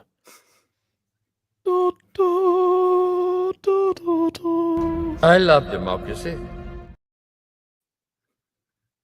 I've been looking forward to this. The return. Penelope? Somehow Vito returned. It's true. Somehow he did. Shinhati as Talon? Nah, I mean, she's already in there. She's got the intensity. Ashley Eckstein for Talon? No, I feel like Ashley Eckstein's too sweet. Yeah. But you never know. Maybe, I mean, she was pretty mean and That's So Raven. Do you think Shin Hardy's actress would have been a great Xana? Oh Yeah. Yeah. Yeah. Those two characters are great. Balin and Shin together.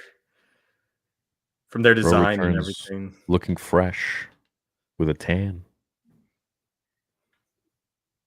It's nice to see you, bro. Hope all's well. She a Shin Batty. Double the fool. What up, Kyber Sith? All right, well, let's get to reading some of you guys' super chat messages. All right. The name all that is holy. Cancel Disney Plus. Watching Theory before Revenge of the Sith. Yes, I'm in the movie theater right now. Have fun. If you're going to see Revenge of the Sith in the theaters for the first time, I want you to type 1 in the chat. If you're going to see it for the second time, type 2. Well, like you've already seen it in the theaters when it came out. Dang, look at Stoops looking big and smexy, but for real, let's go for the anniversary for Revenge of the Sith. Thank you, man. Death Yeah, I'm Star excited to see it in theaters. Last time I saw it, I was just a kid. Well, it's a lot of ones and twos. It's nice to know that we have a very diverse audience here of different ages. Old and young. Wraith Runner. Theory, you missed Chris Gore defending Jar Jar. I like Chris Gore. He's funny. SC says, I highly recommend watching Revenge of the Sith in theaters. The amount of new details spotted even after 20 years was amazing. Lucas was obsessed with every detail. Yeah, I will probably watch it downstairs. I don't have a projector, as a screen as big as a theater, but it's 130 something inches, and I feel like it's good enough. But private screening. I won't have people on their phones or yelling memes and stuff. Take my Revenge of the Sith very seriously. I wanted to actually like rent out the theater, buy all the tickets. I didn't do this, but I would have liked to have done that. I think that would have been pretty fun. And just like invite a whole bunch of fans for free, fill it up, and do like a screening together. You'll get your fill when Vader 2 drops. Yeah. Hey boys, just came from the bar. Theory, I think they misunderstood your issue. SA being shown is the problem, not it being in Star Wars. Using cuts to imply it happens like Anakin and the kids is okay. I mean, preferably I'd rather it not even be in there, but if they're going to show something like that, then yeah, cuts. I agree with you. Cuts would be the way to do it. Gentlemen, if we don't do watch parties for Andor anymore, I'll deadass fall asleep while watching it, Theory. Well, spam 1 if you want me to do watch parties for Andor. Still. Thank you, DJ Crew. Slim Papa Mufasa says only Star Wars worth seeing 20th anniversary of Revenge of the Sith and animated series live action is burnt to a crisp. Surely Annie Dash look like a silver fox. Yeah, Dash looking good, dude. It's a little gray Pulls off around the mustache really well. You got like the Omni-Man from later in the Invincible comics going on. Have you seen that where he grows the handlebar all the way? Yeah, you look just like that. Vegemite. When's season 4? I don't know. Hope next year sometime. I hope soon.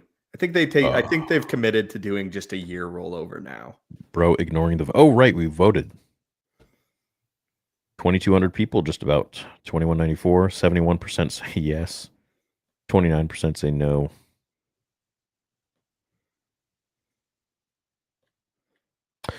Would y'all ever do book readings or watch parties and books, stories that inspired George Lucas, the Isaac movie, and Joseph Campbell, or Flash Gordon and Akira Kurosawa?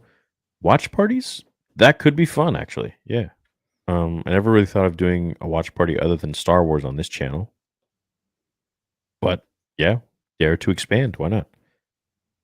Somehow Rule of 3 returned. Loved all 3 of you guys for recent videos. Hyped for another stream, which will keep me sane at work. Stoops is about to dunk on Lucasfilm with the Spurs jersey. I hope so. Thank you, Tim. I wish I could. Austin Phillips says, I'm tired of this elitist attitude with Andor fans that think it's the best Star Wars project ever. I'm bad for not wanting to see Grape in a Star Wars show. Yeah, it's so weird. You're not alone, Austin. No. Rossi says, on the I have something to say video, it seems like a small thing, but I think it's such a great decision. We are here for your authenticity. That video warmed my cold, dead heart seeing Revenge of the Sith with Ben in the theater tonight. Yeah, and like, again, if you don't know what he's talking about, for those new in the stream, long time ago, like last year sometime, I announced on stream that I've just become very busy to make lore content. So I hired script writers and lore masters with my approval for certain topics to write scripts. I have probably over like 100, 150 scripts or more that I have not made any videos on. I think I've used 10 videos, and I just haven't uploaded any of them because I just don't. If I'm not making the content, it just doesn't feel right on my own channel. It just kind of becomes like a looper situation where you're just hiring writers to, like, you know, push out content. Hey, there's nothing wrong with Looper theory. Yeah, spokesperson right here. I used to voice the videos. I know you did. Yeah. Yep. Oh so yeah, I remember specific. that. Yeah. Did they pay you well for that? So No. No, I knew the CEO and he's a good dude. And I was just like, I actually messaged them and said, these suck. You're doing it wrong. And I like berated them and they're like, literally. And then he's like, I like the cut of your jib. Do you want to voice shit for us? And I went, okay. That's literally how it happened. He But turned I you wasn't into ready. a worker. Damn. Tell me, yeah. It wasn't when I look back at it, because people go, I know you from Looper. And I wasn't A, ready to do their scripts because I don't like reading what I don't write. And B, it wasn't paid well. I'm like, oh, so I'm like, not only did I just read the thing, I'm a spokesperson for them now. So I represent the quality. Great. Thank you, Theory. Bring that up. Yeah. Well, yeah. Anyway, so I want to stay very authentic to my channel, and like for the first 2-3 years, I never hired an editor because I just wanted, like, nobody edits my content better than I do, and I think that's fair. I think anybody would think the same way for themselves. So I was just very like, it's got to be under my control, very anal. My channel is my baby, and uploading something that I didn't write, I didn't research, I just rubbed me the wrong way. And that's why I didn't upload content, lore content, for a long time, because I wasn't doing it, and I didn't want to upload something that I didn't do, despite having it ready to go on hand. But that's all changed now, so it's just going to be a little bit slower. You'll still get the regular content, but we're going to return to the old stuff. And this time, I never mentioned this last time, so that's what's been stopping me. So I'm glad you liked it, Rossi. Thank you so much. P.S. Do you still have the Ahsoka Season 2 watch party?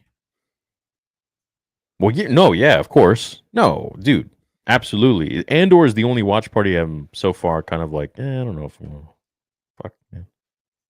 Look up 2002 Pontiac Trans Am WS6. Let me know if you like or dislike this masterpiece. Pontiac Trans Am. Trans Am 2002. Oh yeah, cool. Dude, yeah, I remember this car. I remember seeing the yellow one all the time. Yeah, it was a cool ride. Sick. Why are you getting the one? Just checking in to say hello. Wemby and the Spurs just one piece away from being legit. Yeah. Thank you, Wemby's Michael. Generational. What's up, Rossi? Slim just won a Theory Soka jacket on eBay. So stoked. What? What do you mean you won one? People are What do you reselling think? them? People are reselling that shit? No. I'll Google it while you're doing. I'm doing that right now.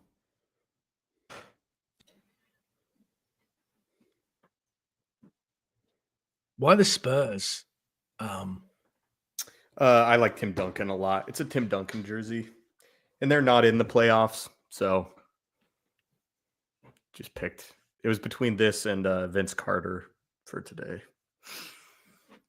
I like the throwback, the older jerseys. I don't really buy active players' jerseys, but I like the older ones a lot.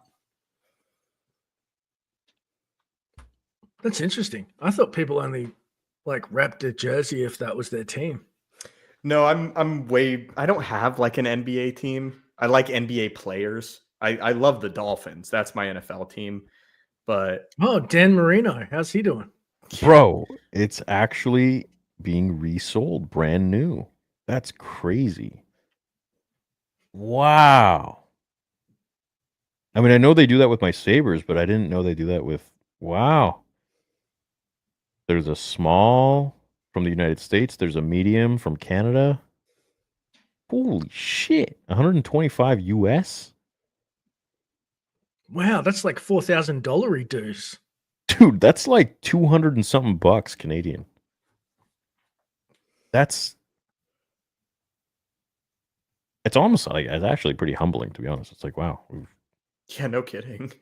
that's really cool. I mean, it's kind of fucked up, but I mean, it's kind of really cool at the same time. It's like we've gotten to a point where people are like scalping the products. Fuck, we got there. I'd say Victory, but not really you're like victory. the Kanye West with Ye's of Star Wars. Like You just that. wait. We're putting so much into the merch, man. We're actually and we're away from Teespring. We're gonna do it on our own. You can still get the hats and stuff on the Teespring site, but we're doing everything from the warehouse now, and things are slowly gonna start. Just you're gonna see the vision is there, and I'm very excited for it. Have you dropped the varsity jacket yet, or is that No.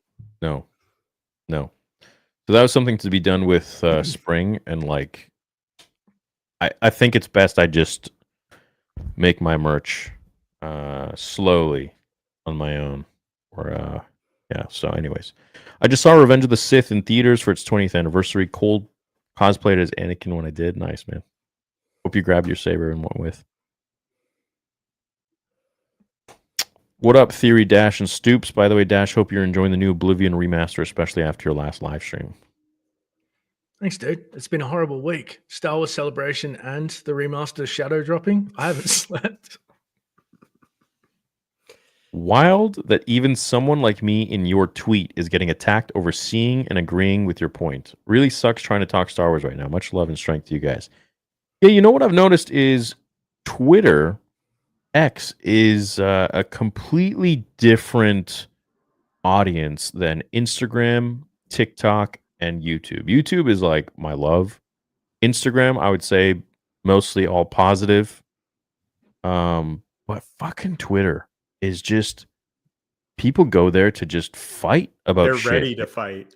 They're Yeah. prepared for it. They're not just sitting there, like they're looking for it. They really are. Or at Yeah. least that's how it comes off to me. Yeah. Like Andor drops, it's like one positive tweet about Andor, 90 tweets attacking other people that didn't like it. Yeah. No, it's a completely different vibe. Totally different. And so I just like why I'm not gonna voice my opinions on Twitter. I do that on Trench YouTube. warfare online. Yeah, what's the point? And it's people just take things and they take them to a completely different place than they were ever intended. And I don't know if that's what ideology that is, but not really there for it. So, very disrespectful too. And it's like those people would never say that shit to your face. And it's just, it's interesting. It's like you're very safe behind a fucking keyboard. That's for sure.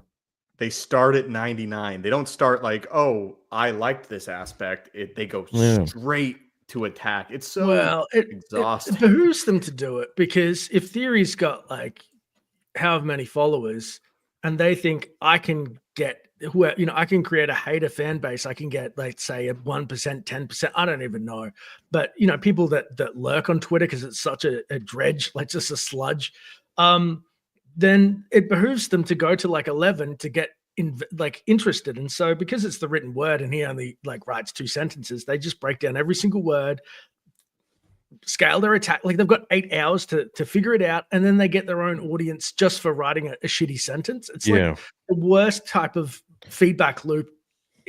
Only Threads is the only thing that I've seen that's more toxic and vitriolic than X. Really? Honestly, don't know. It is all bad. You just scroll and you go, these are the worst, like just really the meanest people. Yeah, I can't believe it. It's crazy. Yeah, but you go on YouTube, you could post the same exact thing on YouTube, X, Instagram, and you'll get different comments on every single one. But how am I going to get an audience if I attack you in your YouTube comments? I can't. So you can't. So they Twitter, get free, they that's get free, a really good point, Dash. I didn't think of it like that. Low effort, and they get stuff at like an audience for free. It's bottom feeders. They're picking up. They're getting famous. They're getting a name for themselves off crumbs, but it doesn't go anywhere. Like, where's that going to take you? Patreon. I don't know. I don't know what the end game of these people is. 2,000 followers, and your whole content is just like dissecting shit that I say or someone says, and that. Okay, you're gonna get a celebration pass. Enjoy. Yeah, have fun. Yeah, all right. Everyone's got to do something, I guess. Shout out to Stoops, looking like an absolute unit in the Spurs jersey. Who's on the back? I will be judgmental. Tim D Goat. Don't stand up. He wants to see your ass. Watch out. The bro's not wearing pants. It's just fucking. It's like, what the? When are you going to have Star Wars Marvel Purist on? I've spoke to him on his channel before, and I'm gonna have Ryan on with Angry Badger. But he's pretty disrespectful even after being on his channel, and I don't really like that. So I'll break bread with anybody. I'll talk with anybody, but if I come on and you're still going to be disrespectful and you're pushing 50, I mean, why? Give you my time and feel like things, can be amicable. But if you're going to be disrespectful constantly to me and my friends, why? Why would I do that? I spend my time on people that at least can have a respectful discussion. I remember when the whole way Mahler came on the show was he wanted to have a debate about Andor. And he had been like ripping into me for a while in his videos, and he messaged once on Twitter in a comment. He's like, "Hey, I'd love to come on and have a respectful debate." Came on with I think it was me and Josh, right? Had a very respectful debate, and then we started an entire show for like months with Ryan, and it was great. But if you're going to be disrespectful and act like a child, I don't have time for that. So that's that. Andor fans would rather be lectured on politics and feel miserable instead of being entertained. They want to pretend we're living under the Empire. Yes. That's what it feels like. I'm never going to get over the fact that the whole ISB was just one color of person and the rest was mixed. I was like, you sons of bitches did it. And I'm not allowed to say that because then I look like a lunatic. They're like, oh, look at this sleazy lunatic. He's offended. And I'm like, bro. Vader is like Negan from The Walking Dead. He would kill anyone who crossed him, even kids attempted at the end of season 7, but always drew the line at SA, even killed a guy who attempted it. Did he actually kill a guy who attempted it? Yeah, what is that in reference to? Wasn't there backlash that he had a stalker and people got mad that he killed this like Yes, I remember or that. something? Like, how dumb was that? Like, oh, you've killed our Vader romance fantasy in our head. It's like, of course he's going to kill the Stalker. What? It's not about you. Piatti Diddy. Hey guys, after 2 years renting, wait, did you send this again? Renting my wife, comma. Yeah, oh shit. After 2 years of renting, my wife and I finally moved into our new house. Congratulations. Everyone give a clap emoji for Piatti Diddy. I read that wrong. Yeah, Congratulations. me too, dude. Just set up my TV. This is the importance of commas. Just set up my TV and watching the stream. That's a beautiful feeling. Moving into your house, TV, cozy. You don't have much furniture yet. You and your wife, we make some dinner, get some takeout, enjoy. You know, that's beautiful, man. That's what life's all about. That's a big accomplishment. For Yeah, real. One of the biggest great of job. your life. Like Absolutely. buying a house for me was one of the biggest accomplishments of my entire It's life. No, you massive. read it right, says Zach Brown Games. Fuck. Oh, Thank you for saying that, Dash. Total BS.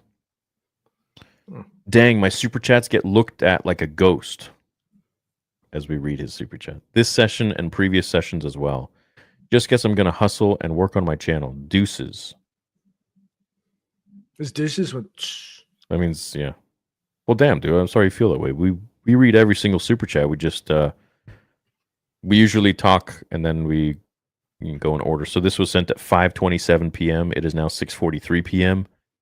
So as you can see, it usually takes us like an hour after you send it to sometimes read. Sometimes we put it on right away, but We get to all of them. yeah, All we of go through a list. There's a list, and we just go through the whole thing. So I'm sorry if you feel ignored, man. We do our best to sit here and read every single one. We appreciate you guys. Whether you donate 99 cents or it's a free comment, like just in the regular comment section, or you spend money, like we're always there to appreciate and respect your time and your money. So They're the boss. The audience is the boss. well, it's a collaboration, you know, all of us together. Star Wars could take notes from One Piece, where the people who rule over the world will forcibly take a woman as a wife, but the implications are clear.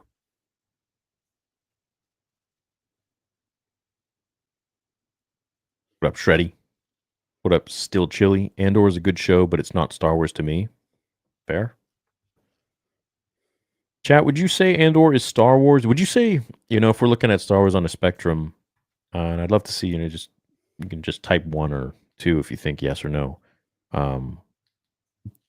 If Revenge of the Sith is like as Star Wars-y as it can get, or let's say A New Hope or whatever, the first 6 films, where does Andor fall in that line? And just give it, you know, actually give it a rating of 1 to 10. So let's see what people put. How Star Wars do you think Andor is compared to the first 6 films? Is it a 1? Is it a 10? Is it a 5? Is it, 11? I saw some people saying Andor is more Star Wars than George Lucas Star Wars. I disagree with that. But I saw those comments too. yeah. Thanks, Insane. Shroom Trooper. Shroom Trooper. That's fuck. I love that name. Shroom Trooper. This is like if Shredder have graped April O'Neil. It doesn't belong. Just like then you don't have Tony Soprano dressed up as a clown and do a dance. Exactly, Highlander. Exactly. Well said. Yeah, really well said. Shredder. Yeah, the dude. Totally. I don't mind Star Wars being dark and gritty and showing the brutalities of war, but I don't think scenes like that are necessary in a family-oriented franchise. Yeah, very well said. Enough Andor, who's hyped for Revenge of the Sith in theaters, says Sasha Trey, 57 months as a member. I think we all are. And then what is it? In 2027, it's the 50-year anniversary of A New Hope. Wow. That'll be cool. That'll be cool Yeah. to see in theaters. So then in 2077, I'll be 87 years old. God willing, I make it that far. That'll be 100 years. Crazy. I'll still be making videos. Goddamn, that Acolyte back in my day was terrible. Oh, God. I'd rather do a Clone Wars rewatch with you than you have to suffer through a show that you're not enjoying. Yeah. Yeah, me too, Matt. What up, Rebecca? Going tomorrow to see Revenge of the Sith at AMC for the first time in 20 years. I can't believe it's been 20 years since the birth of the Empire was shown on the big screen. Oh, it's wild. I remember seeing it in theaters in 2005 with my dad. For all of you that have a mail list for Theory Sabers, I didn't phrase that right. For all of you that have a mail notification and have your email in Theory Sabers and get the newsletters like once a month, we have something dropping on Saturday at 12 o'clock Pacific time.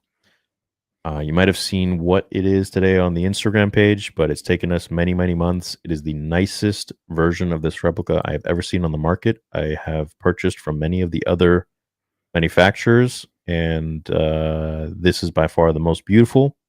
I also compare it to a master replicas that I have at home, and I put all that in video, and I'm very excited to offer it as a limited release for 200. So all of you guys, stay tuned to your emails because I'm going to put the photos in there early before I actually launch it. And the person who gets 66 out of 200, I will be giving you $1,000 to your PayPal, or the equivalent of 5 free sabers of your choice. Whatever you want. If you want the money, you get the money. If you want the sabers, you get the sabers. So Saturday, 12 o'clock Pacific, 3 Eastern, and I'll send the email out tomorrow afternoon. So make sure you're ready. It's a beautiful piece. A lot of people will want it. I think everyone has a line they don't like seeing crossed. We don't need a pedophile Empire officer to know the Empire is evil. Star Wars Theory was just giving his opinion about it, not trying to cancel Andor. No, of course not. Yeah. As always, it is just my opinion. It's crazy that we still have to say that, though. It's a weird world today, yeah. CTMZ with 20 Star Wars Theory memberships. Thank you so much, dude. I bet all the people who said back in the day that George Lucas graped their childhood really feel stupid now with the current state of Star Wars. And and as a kid, I was the one defending George against all of those weird people that were saying such weird shit about the prequel trilogy. So I've been doing this a long time, just haven't been on YouTube doing it. CTMZ says, be blessed with big $100 super chat. Thank you so much, man. I appreciate that. Thank you, CTMZ. Thank you, sir. Go. Racer, what are you talking about? I didn't see any message that you said. Don't duck me, Theory! I have no idea what you said. Racer wants to debate. I saw his super chat. I don't duck any. Debate what? Andor, I guess. The quality of Andor. Fuck. Get in line, dude. Take a number. You ain't the only one, pal. Debate me. All right, you can type it. What do you want to say? Why do you like Andor, man? Why do I have to debate you? Why? What for? Anyways. What up, Theory Dash and Stoops? Dash, hope you're enjoying the Oblivion remastered. Anyways, I agree with you, Theory, on this grape stuff in Star Wars topic. Thank you, dat darn otaku. Yeah, I made my character a couple nights ago in Oblivion on a live stream at like 4 a.m. on the gaming channel. He looks cool. Blue hair. There's going to be a lot. I was like, nothing looks good in Oblivion. Dude, he looks sick. Shit. He's got that Unk status. Oh. Yeah. What up, CTMZ?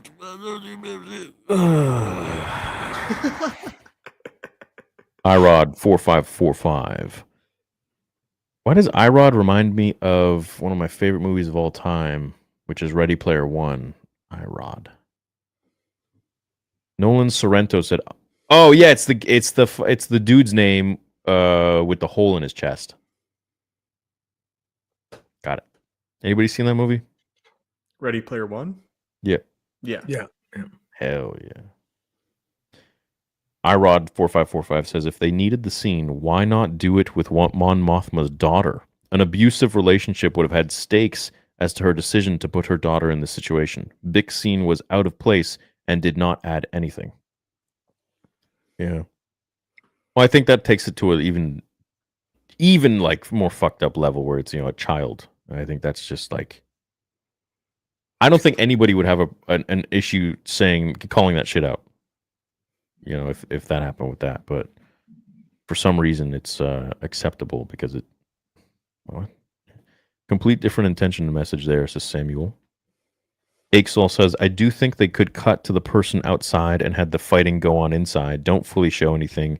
Then she can say he tried something if they want. Yeah, that's at least better. And to my, why would they even need to go to that lengths? But I understand that they want to show that the Empire is so large that there are a lot of people that go unchecked and a lot of fucked up things happen as they do in real life. And as Tony Gilroy said, we're all products of rape. I mean, that's all products of a lot of things too. Anyways, wearing my Theory Saber shirt to Revenge of the Sith, of course. Let's go, Rossi. Exactly, Theory. Take EU like KOTOR 1 and 2, for example, Bastila and Malak, or Kreia and Sion, where Kreia explained how she suffered indignities implied. Yeah, I made a video on that. I only realized later what she meant, and that Sion, because he's so physical, would have tried to debase her. An 80-year-old woman, it doesn't make sense, but you get what she's saying. Like, yeah, wild. Dark. You are now the weirdo calling all new Star Wars shitty because it doesn't bring back your childhood. You've become the very thing you swore to destroy. It's a nice line from Obi-Wan that you've used, except it has no actual merit here. Me being a weirdo because I call Star Wars shitty with the new stuff, I come up with reasons as to why I think it's shitty. But, just calling me... saying because I wanted to go back to my childhood, and then quoting a line from Obi-Wan doesn't really help your claim at all with any sort of evidence. But yeah, anyways, it's all good. And nothing was said about Andor's quality. No. Dirty Nap says, I've seen someone compare Rush Clovis trying to kiss Padme. I saw that too. Some people are really reaching to defend a grape scene in Star Wars. Yeah, I'm kind of alarmed, but don't know why. Don't know why they would do that. The Clovis scene, trying to kiss Padme, and Anakin walks in. That was the point, to infuriate Anakin and show, what lengths what really pushes his buttons. But it's this is completely different. Just have to come to terms with the fact that it's not George's anymore. Disney has been raping the IP since they bought it.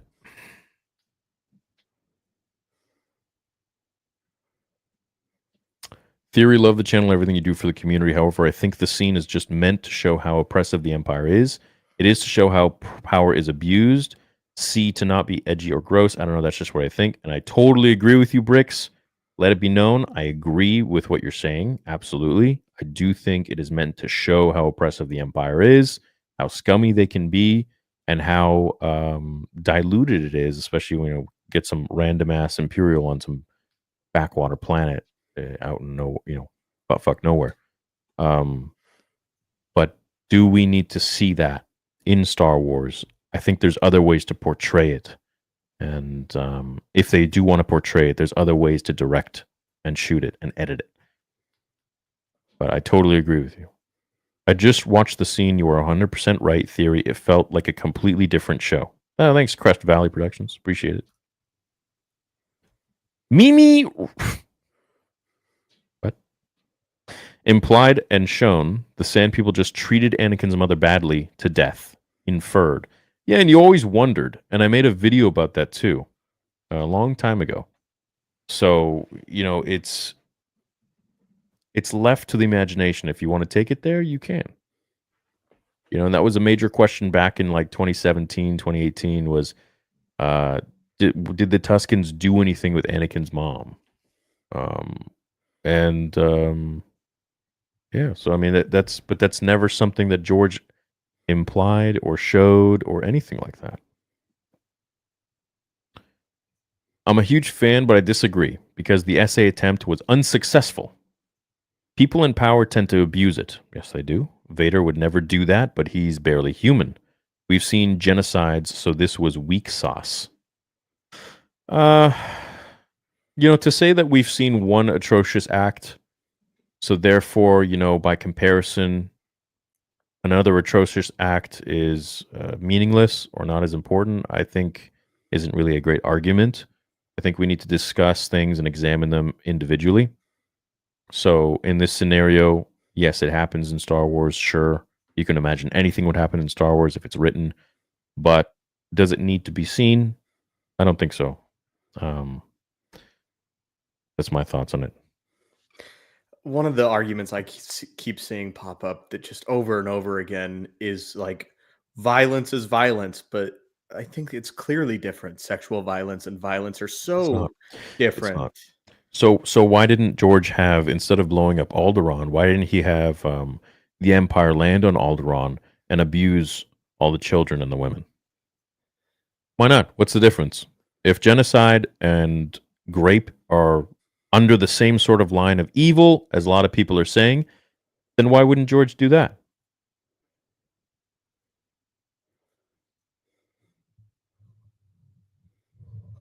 If you can answer that question, then we're on the same page. You should be mad at George. I'm so sick of hearing about George. If it was so important, then he shouldn't have sold it away. He sold it for various reasons. And yeah, I do blame George for selling it. But at the same time, I can understand the fandom was really fucking horrible. I can also understand that he felt he was getting old. He was pushing 70, and he wanted to spend his remaining years with his kids and his family. And he had spent his whole life working and making movies and probably being away from home, that he wanted to spend all of this time now with shit he wanted to do, It's So I can also his understand that. creation. It's his right to sell it if he wants to. Yeah, and I saw his speech when I think Mark Hamill was getting his star, and he was talking about Mark and a little bit about Star Wars and his career. And someone was like, "George, we want you back," and he literally just puts up his hands. He's like, "No, I'm done," and like he's already away from the microphone. No, I'm done. Walks away. Like the man clearly, I feel like, was bullied out of his own creation, and seeing as how, let's just say, passionate the Star Wars fandom can be, at least back in his day, they were all his fans under his story. You know what I mean? Whereas now you have Disney Star Wars fans telling George Lucas Star Wars fans what Star Wars really is. And that's something I have a major problem with, and I just don't like it at all. Its official says have a Mando movie end with a villain freezing him in carbonite. Now Grogu is on his own. 200 years passed. He wakes up and Grogu saved him. Great way to enter a new era, but have familiarity. But that would be decent writing then. I like your idea. Pablo, with $100 million, says, I wouldn't be a new Star Wars fan if it wasn't for the new shows. I'm sorry, but you aren't the brand ambassador. Variety is good. It's the only way to grow. Each show movie may not be for everyone. Well, I totally agree with that. I've said many times I don't think that everything they make is for everyone. But it should fall under the same sort of guidelines that George created. As for your sentiments about me not being a brand ambassador, I never claimed to be. I never said I was. And I never want to be. I'm merely just a fan, and that's it. So anything else that people want to put on, a brand on me is, he thinks he's this, he thinks he's that. It's like, I don't. I think the same way I've thought since I was a kid about Star Wars, and I'm just a fan. It just so happens now the internet exists, and there's a following I have because some of my sentiments about Star Wars resonate with a lot of people that I feel like aren't echoed today with Star Wars. And that's it. But I'm no ambassador. I'm no nothing. My word on Star Wars doesn't go above and beyond anybody else's. These are just my opinions. And for some reason, I feel like a lot of people think that just because I have a large audience or subscriber base or whatever, then that means my opinion supersedes somebody else's. It doesn't. My opinion is the same and has the same sort of validity as someone who has a zero following, someone who isn't even on YouTube. I'd love for that to be clipped and put into, a viral view count, but of course it won't be because these are the words from my mouth and people just want to make up their own shit about me, which is unfortunate. Well, they want to also wield, just like Twitter usurping some of your audience. They can't do it with YouTube, so they try and shame you into parroting their opinion. I want it to be known, and Stoops will back me up. I'm the minority here. I'm the guy that goes, you know what? I didn't mind episode 3. I didn't mind Andor is slow, but I see why he put it in. I'm so glad it didn't go further, and I was happy Bix won in the end. That was important to me, that she wasn't a victim again. I would have felt like that was like horrible, like that was disgusting. But so I'm the minority. Theory has never once said to Stoops and I, you have to have, like, behind the scenes, you need to have the same opinion as me. You need to push this narrative. You need to be the same as me. No. Why don't people respect that? We all, like, we're just people who have opinions that are being cordial to each other. You know, even things that are really hard to talk about that make people emotional, but other people just want to like box you in and say, okay, you have to parrot everything. Try to villainize him. The issue is that I've seen my channel from 0 subscribers to what it is now, and when you have only a few subscribers, people look at you and they're like, oh, he's just speaking for himself because he doesn't really have a big following. But they think if you have a big following, you're speaking for everyone. That's not the case. I'm not speaking for anybody, and I never will. That's just not how I roll. So I conduct myself the same way that I conducted myself before I had a YouTube channel, and that's just my opinion. And if people want to see that as me thinking I'm a brand ambassador, well, that's a title that they gave me. I never gave that to myself. I just speak my mind, and that's it. And if that so happens to resonate with the majority of people, well, that's indicative of my subscriber count. That has nothing to do with how I think that my opinions supersede everybody else's. No, that's not how this works at all. So, what about these sex slaves that Jabba has in return? What about them? They're there. They're not being sexually abused. They're for status in front of our eyes. They're literally for status. That's literally him just showing off. Dude, you know the answer to your own question, though. Just watch the 2 scenes back to back, and you tell me the difference. Well, of course they know the answer to their questions, but they're trying to. They think that I'm stupid. I actually feel like I dance around all these questions all day. No problem. I hit them straight. Star Wars is meant to be an escape for many people from the terrible world we live in. And the fact that Disney has dragged us into a topic for some people flee from and watch Star Wars is a bit much. Yeah, that too. That's well said. That's a well said comment too. What up, Jay? Says, you're spot on, bro. It doesn't belong in Star Wars. Gilroy tips his hand, saying we're all products of Grape. He trivializes real violence and reduces survivors' experiences. It's so dark and cynical. Yeah, I'm not a fan of him. Must say that. Alana says sexual assault is not something any sane person wants to see, but when it's out of sight, it's also out of mind. People often forget how common this is and how it is done on a mass scale in war zones. I think to say that means that we also need to highlight every sort of atrocious, disgusting act that vile human beings commit. Because we can say that, oh, if it's out of sight, it's out of mind. I disagree. I think it's very much in mind for a lot of people, especially me, who has had to deal with a lot of loved ones who have gone through such heinous, horrendous acts, and been that so-called person they confide in, or the pillar of strength, or whatever it might be. I think it's in a lot of people's minds. To see that in media today it's quite prevalent. We see it in a lot of different shows. However, to see it in Star Wars, the one place where it's never actually been in live action, I think is a bit of a stretch. And to say that we don't want to see it in Star Wars isn't a way to say that we're ignoring it. It's a way to say that we don't want to see this in a piece of media that has never had it before. It doesn't mean we're ignoring it. It's a very real thing, and it's a very horrible thing. And I think our disgust with seeing it is, definitely shows that. Yeah, it's a really personal thing. For a lot of people, it's this exposed, uncomfortable nerve because so many people have unfortunately had to go through something like that, or know people that had to go through something like that. I don't know about you guys, but I've never had my home planet blown up. You know what I mean? It's really close to home in a lot of ways that I think a lot of people are, again, ignoring just how personal and violent and kind of gross It is. Yeah. I know something. My ex experienced essay on multiple occasions, and guess what? She would have loved the scene for the fact that the victims win and she brutally killed them. Well, that's great. I would also love scenes where, let's say, a bully who makes fun of you as a kid gets his absolute brain crushed in. But I don't need to see that in Star Wars,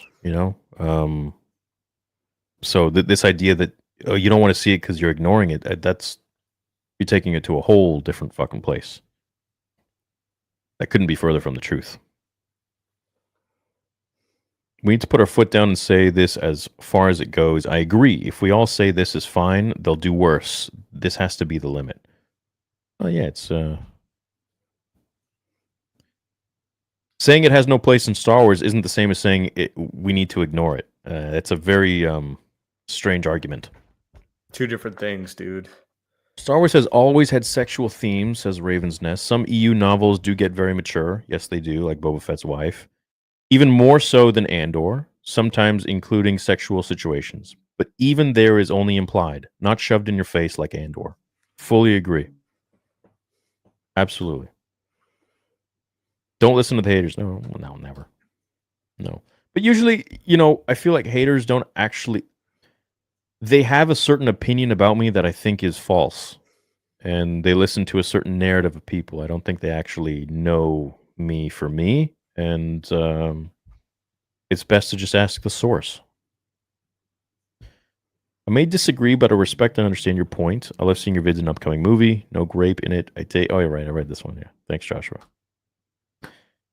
Clark says, truly, I just wish we would go back to covering George Lucas Star Wars. Disney has disappointed me on every occasion. In my head, Disney Star Wars is not canon. In my head, too. DJ Crew, Mon Mothma dancing scene felt like an SNL parody. Yeah, Chad, how'd you feel about that? How'd you feel about the Mon Mothma dancing Goes scene? on for an absurd amount of time. She's coping hard through that dance, trying to blend in, but she's going through a turmoil of emotions. To change the subject just a tiny bit, says Will, did you guys feel like the meeting with Krennic was kind of relating to the 1C conference might be reaching? What's the 1C conference? I'm not well informed on that either. No idea. All I know is that when Ben Mendelsohn, a great Australian actor, played Krennic, he went to whoever Garth was, the guy that directed Rogue One, and he put on this affected British accent because he was an Imperial. And the director, what's his name for Rogue One? Gareth Edwards, sorry. And Gareth was like, no, Australian sounds like a wannabe British accent anyway. Like you're not good enough. And he wants to be the big boy in Imperials. Use your Australian accent. So I loved hearing it because it made sense that he was like this low down Imperial. But in the latest season, I don't know if your ears have picked it up. He's put on the full British accent. I'm like, why, dude? I loved your Australian take. I didn't notice that. I think he's incredible. I think that the scenes in that like Imperial Citadel are easily the best of the whole season. Do you like Vincent Cruz? Remember like episode aspect. 4?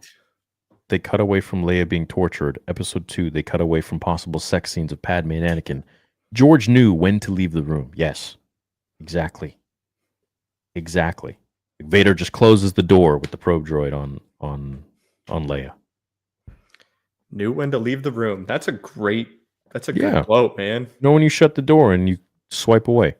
So what do you think, that he puts his hand on hers and says you must have strong hands or whatever, or the next move, and then it cuts to her walking out with the bloody wrench? You think that would have been portrayed that he was trying to take things too far and she won? Because for me, the important part, once we were in it, was that she won. I did not want to see that happen. I wanted her to get out and to win and to just, for the love of God, win. Yeah. But do you think that they could have tastefully done it? It's just they decided to go hard. Actually phrased that yesterday. He's like, would you rather they have cut away after she's pushed to the wall and then they come back to the scene later and he's doing his pants up and she's in the corner like just disgusted? And I was like, no, that's too much. That's way too much. She needs to win. If you're going to put that in there, she's got to beat the shit out of him, kill him somehow. Definitely you cannot go through with it. But I mean, scene like that, I just didn't feel like it belongs in Star Wars. That's all, and that is it. That is the only thing that I've said. But apparently, people feel it does. Glad you're going back to lore videos. Me too. Yeah. As a woman who has been in that kind of situation, I'm very sorry to hear that. That scene made me very uncomfortable. Star Wars is where I escape from in real life shit. The scene didn't belong. Well, I'm sorry you went through that. I'm glad you made it out, and I fully agree. I don't think it belongs in there.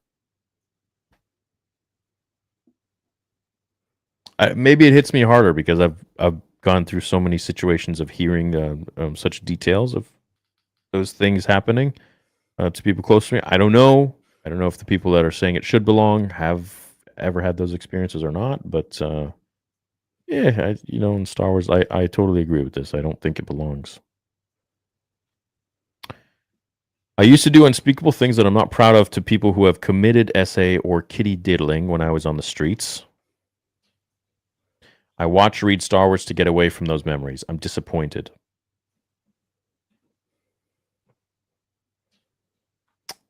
I am right there with you. I think people who do stuff to kids and women are fucking scum of the earth, and I think that they deserve the most horrible things to happen to them, far beyond the judicial system. Your haters lack the ability to respectfully disagree. I mean, that's the thing. I'll debate and discuss with anybody, but the moment you start disrespecting me or my friends or get the fuck out of here. Who are you? Don't talk to me like that. It's like people get way too comfortable behind a keyboard. I'm very happy to discuss a lot of different things, but don't get it twisted. Don't disrespect me. Like the stream chat. What up, Sandwich? What up, Chad? George's vision didn't bring me into Star Wars. The modern shows did, and then I watched the OG movies and loved them. Andor is one of the best shows. Sorry, I'm not a veteran expert like you. I'm not a veteran expert. No. And I'm glad you like the show. You don't have to keep putting me in some sort of like what you think I think, or I've never insinuated such things. So I'm glad you like the show. Just leave it at that. You like the show. I'm not really a fan of it. That's it. That's cool. But we like Star Wars. It's like you may not like pickles. I like pickles, but at the end of the day, we all like sandwiches. Just depends what you want on your sandwich. We all like Star Wars, hopefully. Geeks and Gamers taught you how to make money complaining. I made a lot more money, as I said, when I was talking about how much I liked Star Wars and making lore content. So, and that was, I did over 60 million views 2 months back to back when I was making lore content, when I was talking about Star Wars, making theories. I've never hit those numbers again. So your argument is completely invalid. And you're hearing it from the source that knows his analytics. What's up, Ashik? I read this one already. We're going to watch that. Last 30 minutes of Return of the Jedi are my favorite y'alls. It's definitely up there. Yeah. I wanted to bring this up on Critical Drinker, but the one movie that's a hard pill to swallow is the movie Casualties of Star Wars with Sean Penn. Casualty of War with Sean Penn and MJF. Michael J. Fox? Casualty How of old is this War. movie? What is... Yeah, I've never seen it. Must be the 80s or something.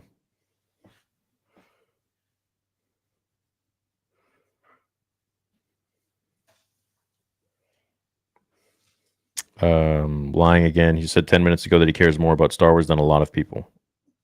You're misquoting me. I care more about Star Wars than a lot of the new fans that have come in with Disney who have watched it last week. So if you're going to quote me, do it right. Star Wars Revenge of the Sith in theaters. I was 2 when it came out, so I missed the initial theaters run. I first saw Star Wars when I was 3 or 4, so cool opportunity. Well, it'll be great. Awesome. Yeah. Mon Mothma abortion dancing to techno was cringe. Theory, I have many of your sabers and enjoy them all. I plan on getting the counts next, says Clark Sanders. I hadn't heard you talk about it. I just wanted to know your thoughts about it and what saber you would recommend. I'd recommend the one that we have coming on Saturday, but my favorite would have to be, well, a new favorite is actually this one right here, which I think is actually pretty cool. So My name is Dagon Kara. it's pretty sick. It's huge. I mean, what is with this freaking hilt, right? Thanks, sister. It's got a really nice speaker because of the way it echoes. I love how it actually, it's pretty sweet. Dude, Dash, if you had swung that one, you would have definitely broke your Yeah. window. Yeah. Flashbacks. Dude, it's like the activation is sick. It's Worth huge. it. It's really cool. He's no good to me, dead. I think the yellow was my favorite. Oh, that's cool. It's sick. Anyways, yeah. Didn't want to turn it into an ad. Anyways, yeah, that one's a cool one. If you don't have the Prodigal Son V1, the affordable version, I think you should go for that one. Definitely add it to your collection. But the one we're dropping on Saturday is really nice. Worked a lot to make that one as beautiful as it is. Seeing the 20th anniversary of Revenge of the Sith tonight, so excited to see it. As I was young to see it when it released in theaters in 05. Are you guys seeing it? I love you.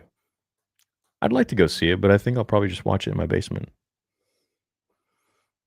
I'm checking it out Saturday.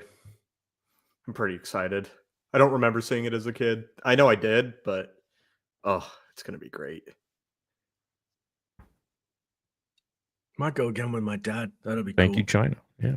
Thank you, China. Absolutely.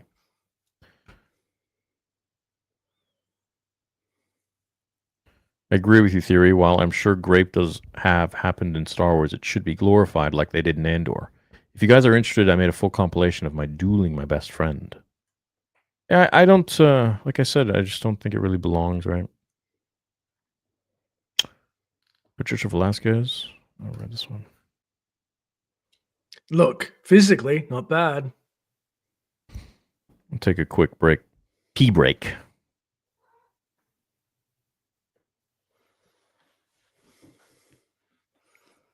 Want to talk about what we liked about Andor? Did you like it? Let's do it, baby. I think the sets look really good. I thought the tie No. adventure was cool. I thought it was 90% of the budget was sets and costume. Like this, I didn't like the costumes so much, but the sets, the planets. I know that you freaked out when you saw it was Yavin 4, right? I did, yeah. I popped for sure.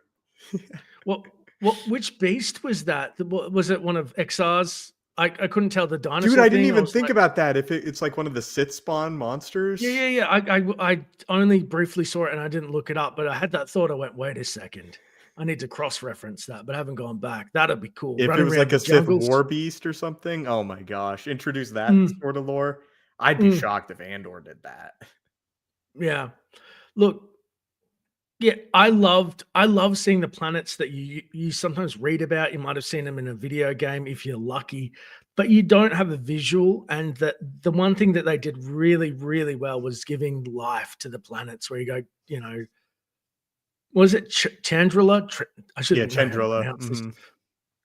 I've got it in my head now, and I'm like, yes. I thought that arc would have worked if it was just one episode. I felt like the fact that it was 3 episodes long and the wedding was multiple days really drug it down. But I do like the idea of the initial conception of the rebellion having to work behind the scenes of the Empire, trying to allocate funds for the rebellion. I just think the way that it was handled, it more shifted into the emotional drama than the political drama at points. And I'm way more interested in like the politics of how the rebellion is getting funded. I think questions like that are interesting. I just feel like sometimes the storytelling gets distracted, or maybe I just don't have the patience for it. I don't know. Mike, is the Pulp Fiction? No, they're just, he wanted the payoff of the 3 episodes at once, the crescendo, the dance music to build and to be hysteria. And all 3 main characters are going through something at this simultaneous time. You know what I thought, actually? One of those rebels on the farming planet, that dude, Brasso, whatever. I was like, that's a Morgan Catan looking big boy. I was sad that he died. Yeah.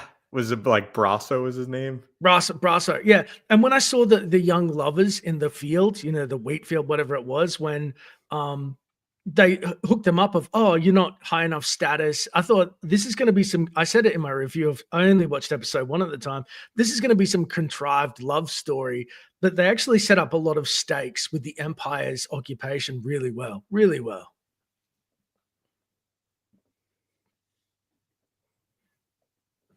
Oh, I think you're muted, man. We'll just continue our Andor review. Wait. No, I was just hoping you would be able to hear me in your heads.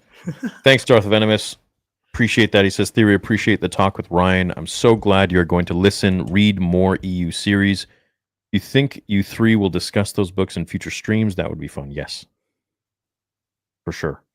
I'm falling in love again with Plagueis. Theory messaged me the other day and he's like, guess what? I brought out a video on Play. I was so happy because you can forget what you love about Star Wars when you get mired down in the shit. And so to revisit it and go, this is what it is all about. And Plagueis is like top tier. It's amazing. It's amazing to revisit and to explore together, you know? Yeah.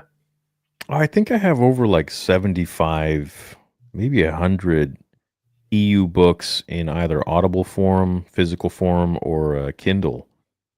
And I think, you know, it's if I just I've been extremely busy with all the stuff that I'm doing, but I'm sure I can find like half an hour to an hour a day to like listen to an audiobook on 1.5 times speed or something and just get shit done. And then within a week, I'd probably finish a book.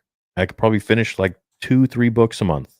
I bet if I actually allocate listening time at a faster speed, I think I can really. So yeah, like I've Legacy of the Jedi. Have you read that one? Yeah. You know, how it has 4 parts with Dooku and Lorian and Qui-Gon and Dooku and Qui-Gon and Obi-Wan and then Anakin and Obi-Wan. You know what? It's a freaking kid's book, but I'm starting there. So I'm going to go through everything, and I understand it's not going to get like crazy views, but I don't really give a shit about that. I'm just kind of fucking tired of like this last Andor episode. To me, I'm just like, why? Like, I don't need to keep covering stuff that I don't feel like covering. Like, if I really want to cover Star Wars, I'm going to cover the old stuff, and the only way to do it is to go and actually fucking read all of it, not just read like a few select ones that I've had, but read it all. Yeah, and that's what I'm going to do. It's going to take a long time, probably years, but it's okay. I'm dedicated. I want to get into it. You need the Rose meme right now. Fight for what you love. Non-troll comment. In my opinion, you should stop watching Star Wars altogether until it is no longer owned by Disney. How many of you think that Disney's going to sell it to someone else? In chat. Highly unlikely. Do you think they're going to hold on to this for dear life? Yeah.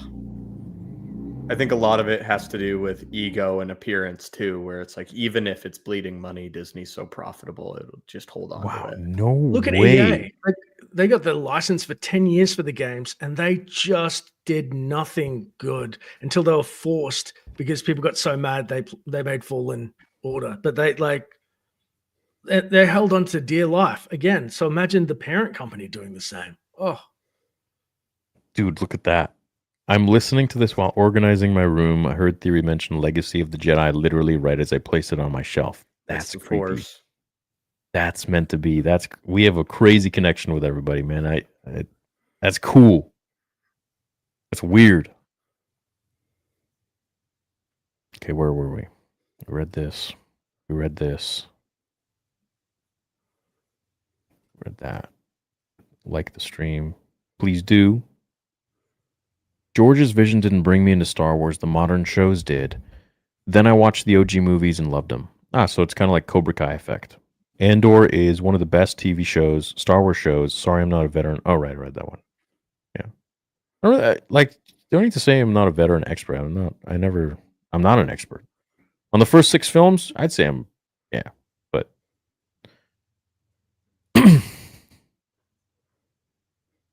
where were we? 1 month. I'll tell you when. I think this is new. Yep. Swan. Kinoa Swan, sorry if I'm butchering that name, says, we have titles like Jedi, Cal Kestis, Mandalorian, Jin. What's next? The smuggler, the imperial agent, the consular, the trooper, the assassin, the sorcerer. Which sounds interesting for you guys? I really would like to see a show on the imperial agent and to go into detail on that. That could be cool. The assassin would also be cool. I mean, it's like the mall show. Damn all. Yeah. Consular would be cool too. You know, maybe like a, I don't know, what, rogue Jedi or something, or maybe a Jedi that's still bound to the Jedi Order. I'd like to see the sorcerer idea. I'd like to see the Sork, cooking up some Force lightning and alchemy and going crazy. I think we'll get lots of that in Ahsoka Season 2. I hope so, man. Should Disney release more mature Star Wars through Hulu? Nah, just keep it on Disney, whatever. Keep it on one platform. I don't think there should even be a debate about whether Andor is Star Wars if Disney had high quality other Star Wars series and films happening. Why is Andor getting an 8 times budget than Kenobi? Great I think point. the question we all need to be asking. And chat, I want you to be involved in this conversation. I'm looking at you guys as you're typing.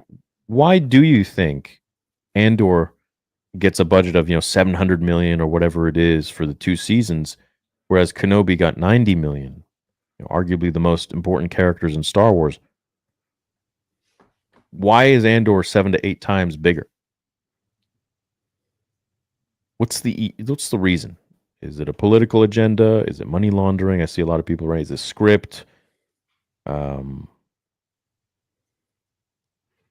Racer says because it's peak. Yeah, another great response that really explains why instead of just an opinion. Because Disney hates the old stuff and wants to capitalize their new stuff. Yeah, That's why I would guess. It's 100% ego. These are our characters, and we will put Nobody our wants money into old our Kenobi. characters. Yeah. Just finished listening to Maul Lockdown. It's my favorite singular book besides Shatterpoint and Plagueis. It's incredible. That's the It one is. Ash likes, yeah. No, I like Shadow Hunter way more. It's so sad. Then Lockdown. Yeah. And Lockdown was written by the same guy that did, I think, Joe Schreiber read Harvest and Death Troopers, which I'll never stop saying those words. It's free. Star Wars Ironside says, knowing Disney Lucasfilm, they won't make Talon hot. They'll give her Agreed. A-cups, flat butt, and a massive sausage. Agreed. The antithesis of everything that people like about the character, they're just going to absolutely give her a big horn in her trousers and be like, screw you guys. Yeah. And then people are going to be like, well, she's a kid in the show. Why would you want that? And all of a sudden, they're going to go on that tangent. It's like, what the fuck, dude? What's going on, boys? I'm going to see Revenge of the Sith in theaters on Saturday. Going to bring your saber, the Annie Exposed. First time seeing it in theaters, so excited. Was born in 2002. We read this one, by the way. Your trailer is absolute cinema. Hulk vs. Vader. Thank you, Byron. I hope you have fun, bro. It's going to be a great experience. Bro, I love you, and I'm a subscriber who respects your opinion, but what would you say to a new fan like me that loves Andor and all the OG movies, some shows? I would say, great for you. I would say, awesome. I'd say I wish I was on board with the same sort of opinion because I would love to love everything that they're doing or whatever is going on. Oh, yeah. So Despite jealous. what a lot of Twitter people might say about me, I am the most, ironically, the most inclusive of opinions that differ from mine because I believe all of us are different people and we have different interests. And that doesn't mean that we need to be enemies or hate each other. It just means we like different things because we see things differently with our upbringing or maybe the way we're wired. Or maybe you see a different point of view than I do.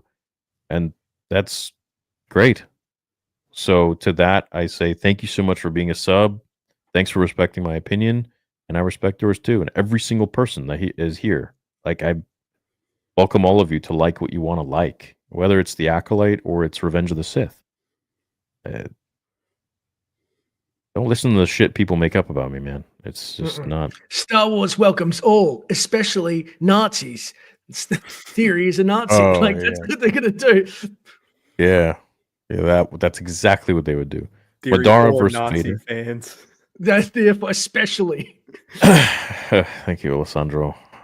Thank you, Master Qui-Gon's Arcade. Patricia Velasquez played Anouk in The Mummy.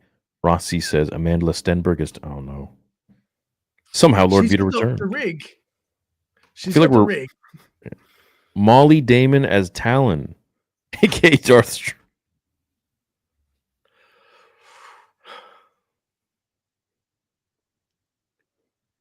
Once again, you've proved If you'll excuse me. Need a Fat Mace movie, The Rise of Blood Pressure. Saw Revenge of the Sith in Iraq in the desert. Kind of cool with our gear on. They flew it over so we could see it the day after it came out. That's Hell sick. yeah. Thanks for your service, John. Thank Thank you. you. That's really cool. I agree with theory. Well, I'm sure Grape doesn't have happen in Star Wars. It does happen in Star Wars. It shouldn't be glorified like they did in Andor. You guys are interested? I made a full compilation of me dueling my best friend. We're gonna have to watch that on another stream. Who won? I am Battlefield says, genuine question. When a Jedi loses a limb, they lose a part of their force potential. But if they regrew that limb or get a limb transplant, do they regain that lost force potential, or is it gone forever? That's a good question. It's a good theory.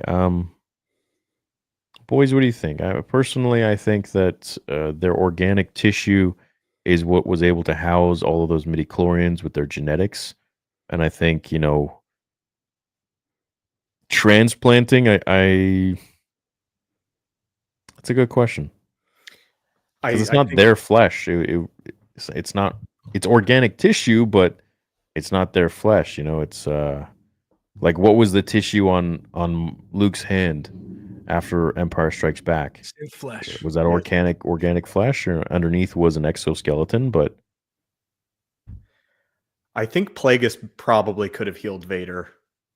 Honestly, if he really attempted it, I think he could have mended a lot of the injury and granted him a lot of that force potential back. I also think he would have tried to stab him in the back and made some sort of failsafe that made Vader his, lapdog permanently. Palpatine? No, I think if Plagueis were alive, Plagueis? his manipulation of the midichlorians Oh, would have been able to mend Vader partially, at least. But we do know that cloning force sensitives is nearly impossible. It's a huge plot point in Legends and canon. unless you're Moff Gideon. Oh yeah. Okay. Yeah. My Well- clothes. You'd be born with a base amount, wouldn't you? And there would always be that amount, because if you could grow them through mass, then every Jedi would be super fat. They would Yeah. just keep getting bigger and bigger and then grow more and more, because more cells and stuff. And I don't know.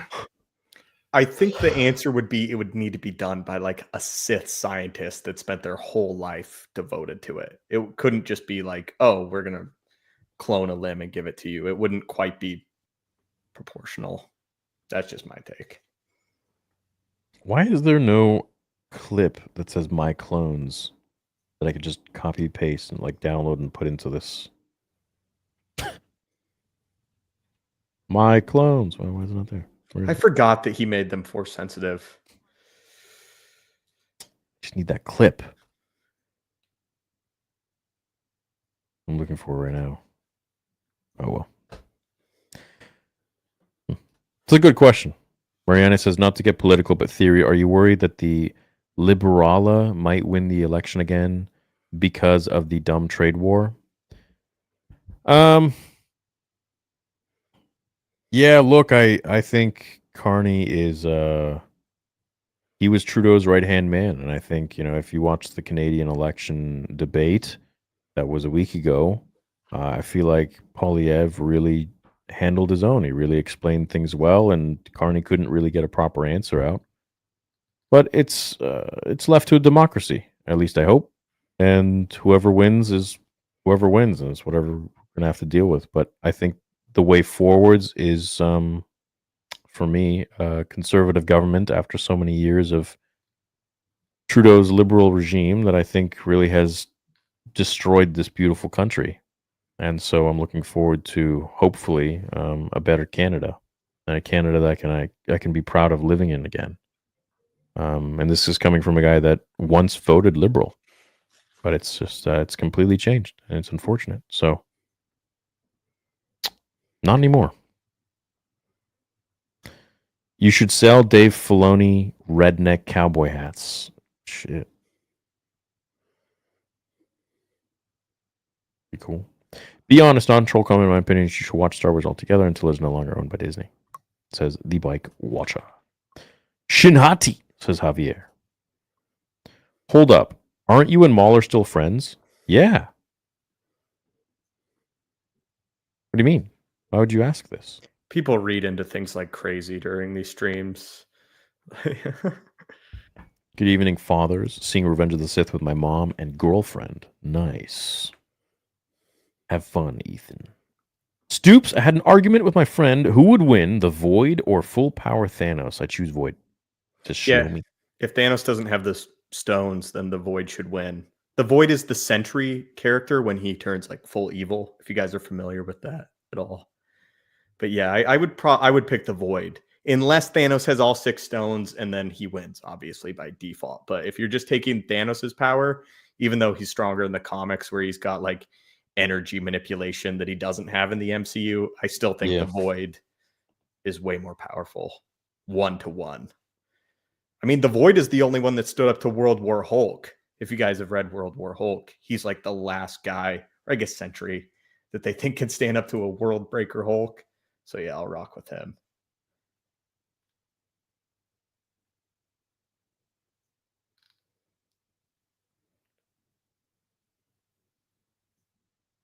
Chat, what do you guys think of the red? Do you like the red or should we go purple again?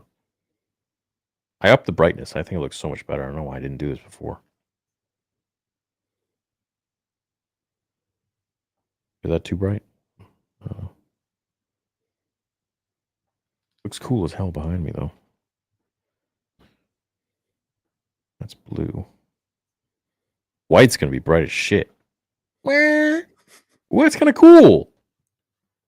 Official. That's kind of cool. Huh.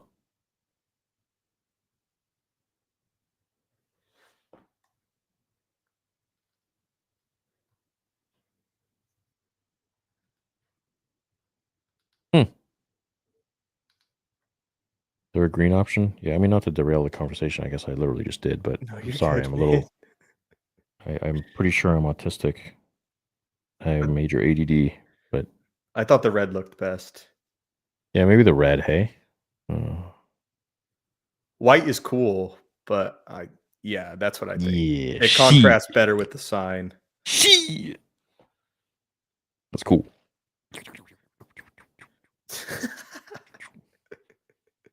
I'm going to use the bathroom real quick. All right. That looks sick.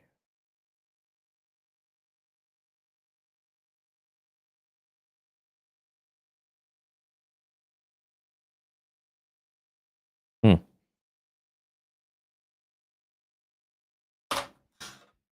right, what do you think? Def not wearing pants. All right. Anyways, 100%. let me debate you on stream. Andor's peak. Nah, get in line, dude. Theory, appreciate the talk with Ryan. I'm so glad you're going to listen to read more EU series. You think the 3? Yes, I read this one. Thank you again, Darth Venomous. Short Dog gifted 5 memberships. Thank you so much, man. My Time Trav says, my Kenobi fanfiction is coming along with the help of AI. Still a lot of work, just being one person, but it's worth it to see my vision realized. Well, good. I'm glad. Glad you're having fun with it. What up, Brady?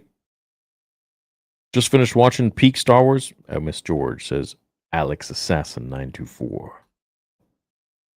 Brady says you should check out Nostalgia Critic's top 11 good things from Star Wars prequels on channel Awesome. Okay, check it out. Frodo Swaggins, wild that Disney censors the term Slave One, but Grape is fine. We are in the wrong timeline. Yeah, a little weird, eh? It's wild. Chad, if you didn't know, Slave One is Boba Fett's ship. It's been known as Slave One for a long time. And they changed it to its actual model name, which is just a fire spray. You no longer are allowed to say Slave One on a ship. But Grape is welcomed in Star Wars. I mean, it's... I also have your Qui-Gon commission. Just sent it to Dash. Well, thanks, man. Look forward to it. Thank you so much. In Season 7, Episode 15, Negan kills his own man for attempted SA. Called him Grapey Davy. I was trying to say Vader wouldn't tolerate it either, like Theory said. Yeah, and it's funny getting lectured by Disney Star Wars fans about Darth Vader, who I think I know better than a lot of people. Vandolph the Black says Gilroy could have told this tale in Star Trek, would have worked better, and that's more his feel. This fits more Gene Roddenberry's sentiments and social messages. Gilroy picked the wrong IP. I agree. Trenchcoat One Sword says they couldn't have used Mothma's daughter because they needed the illegal alien allegory. The message above all, Star Wars is owned by people who hate us. Yeah, that and also people who just don't understand it, I think. What's up, boys? Just popping in to say hello. Hello, it's Lucasfilm. That is all. What's up, Mojat? Star Wars Closet says, waiting for Revenge of the Sith to start, but had to pop in and say, you the boys are the best. Theory, I got your back. Wave, you're awesome for too many reasons. Dash, I hate you. In love, ready for Vader 2. I'm ready for Vader 3, bro. Forget Vader 2. I'm ready for 3. We got to get 2 out of the way first to get there. Too much BS in Star Wars here for y'all. And once we put the compilation of 1, 2, and 3 together, which we're going to change 1 into CGI as well, it's going to be a beautiful movie. Over an hour long. What up, Jonathan? What up, Jay Kane? Mad at myself. I haven't been a member for longer. Been here since the sequel theories. Just was more silent of a viewer till about 2020. Love you guys. Love you too, man. And it's all good, dude. Whether you're just a silent watcher, which I know there are many right now, shout out to you guys. You don't feel comfortable commenting, whatever, you're a silent viewer. I love you. I appreciate you. I recognize you. Thank you so much for being part of everything. Or you are a full-on member who like super chats like CTMZ, like $100 every stream. I love you guys. I love you all. Thank you so much. What up, David? Or you're like David, who just sends a super chat with no question. Who would win, Legends Luke or 5,000-year-old Invincible? Luke. Yeah. When you can access things without touching them, I mean, that's, and you can change like objects, that's just another level. Yeah. Theory Dash and Stoops, I appreciate you guys. Have really enjoyed this team up. Stay blessed, my friends. PS Vader 2 looks freaking sick, man. Thank you, Austin. Stay blessed, Austin. Star Wars Nerd with $20 says, hey, boys, how is everything going? Everyone doing? I'm good, thanks. Andor controversy is definitely out of control, but I for sure share the same sentiments as it shouldn't be there. Theory, you are so humble and genuine. Same with Stoops and Dash, and shouldn't get hate. Thanks, man. I think when you put yourself out there, you're always going to open yourself up to hate, and that's, could be a reflection of other people or what they see you as, but it's all good, man. At the end of the day, being recognized is it's a blessing. Thoughts on the Phantom Menace, says Black Void. While I love aspects about it, Obi-Wan and Qui-Gon and Maul, Jar Jar really drags the movie for me in almost every scene. Annie and the Starfighter is also really bad, in my opinion. Okay, well, George put Jar Jar in there because his kid liked it. And if you look at all of his movies, he always has one comedic relief. C-3PO wasn't really in that one, so he had to put Jar Jar. So, yeah, and I've heard all of the different sentiments when I was growing up in 99 when Jar Jar came out. Man, I was 9 years old. I heard a lot of people's different thoughts and opinions on Jar Jar. To me, it never really bugged me, maybe because I was 9. It still doesn't bug me today. I think it allows us to take that, when you're pulling something so tight, it allows Jar Jar comes in, you can relax a little bit, and then it allows you to go stretch it further next time, and you relax, and then so it's he allows for that pause. As a kid born in 97, I freaking loved Jar Jar. He was like my favorite part in the movie theater. I loved when he stepped in the poo. He was like the man. So as like a 2-year-old, I thought Jar Jar was my favorite character. I'm 36, grew up on originals and prequels, but there's a ton about Disney shows I enjoy. Everything isn't as pick a side as both sides make it seem, says Crimson Wolf. Thank you, man. Hey, Theory, you ready for Trudeau 2.0? I hope not, my friend. I really hope not. I don't think Carney will take care of the Canadian people. I don't think he'll take care of the youth. I think Polyev will definitely do a lot more for Canada But at the end of the day, whoever is in charge, I hope that they just fix up a lot of the stuff that's gone wrong with Trudeau's 9-year what do I call this? Tyranny. Control, I don't think he was fit to run a country or rule a country or anything like that. So it's unfortunate. But we still have time. Go out and vote for whoever you want to vote for. That's your right. Salacious Crumb laughing is as grapey as I want to see Star Wars get. Star Wars doesn't need these scenes. Just good writing over visuals for shock value. Buchaka. I love your name. Buchaka. What did you think of the TIE Avenger ship design in Andor? Sweet. My wife actually leaned over and said to me, "That would make a good Lego." And I was like, "Be still I my bet it beating would. heart." They probably will. What It's is this? being made right now. Brady Wells. Growing up, I was abused multiple times, and Star Wars was an escape for me. Seeing Disney has done to Star Wars is simply rage-inducing. Oh, fuck. I'm sorry, Brady. And I agree. I don't think it has any sort of place to be as explicit as that and shown as much as that in Star Wars. I'm sorry you went through that, man. You're a very strong guy. Colin says, do you think if Star Wars 1313 came out, that it would be just as mature than Andor? But what is this mature that everyone keeps throwing around? Like, what is so mature about Andor that the prequel trilogy and original trilogy didn't have? They played rock, paper, scissors, those dickheads in the jungle after 3 episodes. True. That was really, adult. Yeah. I don't know.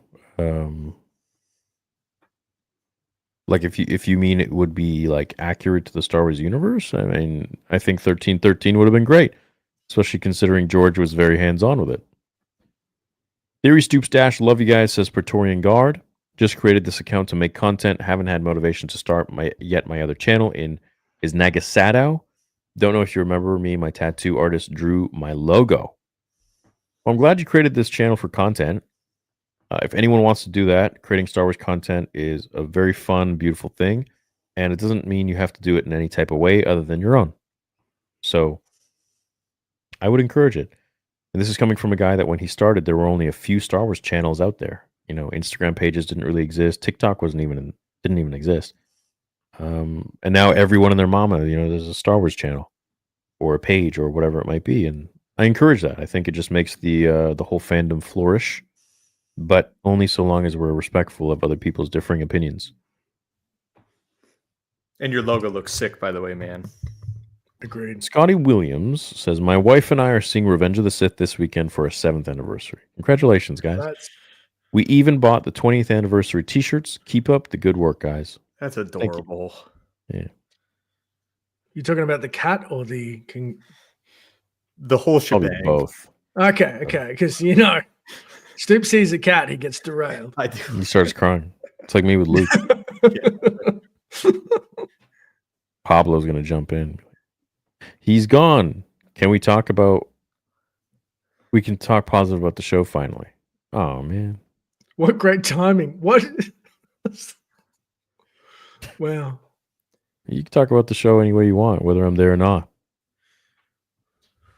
Stoop Stash and Theory, I love y'all's streams and that you're all true to yourselves. Also, Theory, super stoked to see what saber comes out Saturday. I have 12 of your sabers. Will continue to get more for my collection. What up, Ruthius? Thank you so much, man. And I can promise you we put a lot of time and care into this one. It's taken a long time, a lot of trial and error, a lot of fixing and tweaking different things. And it was very expensive to create. But I hope the final product will speak for itself. Ruthius is a great name, man. Holy crap. What up, Star Wars Order 66? What up, February 14th says, do a anti-watch party with Melvin. Yeah, Melvin can come on whenever he likes. Yeah. Any Melvin fans in the chat, let him know. I messaged him, a couple weeks ago, I think. Yeah. Melvin is welcome anytime. What did you change about Andor to make it feel more like Star Wars? For me, says Locationary, 1, add more aliens. 2, involve more characters surrounding Palpatine and the Senate. 3, mention the Force more often.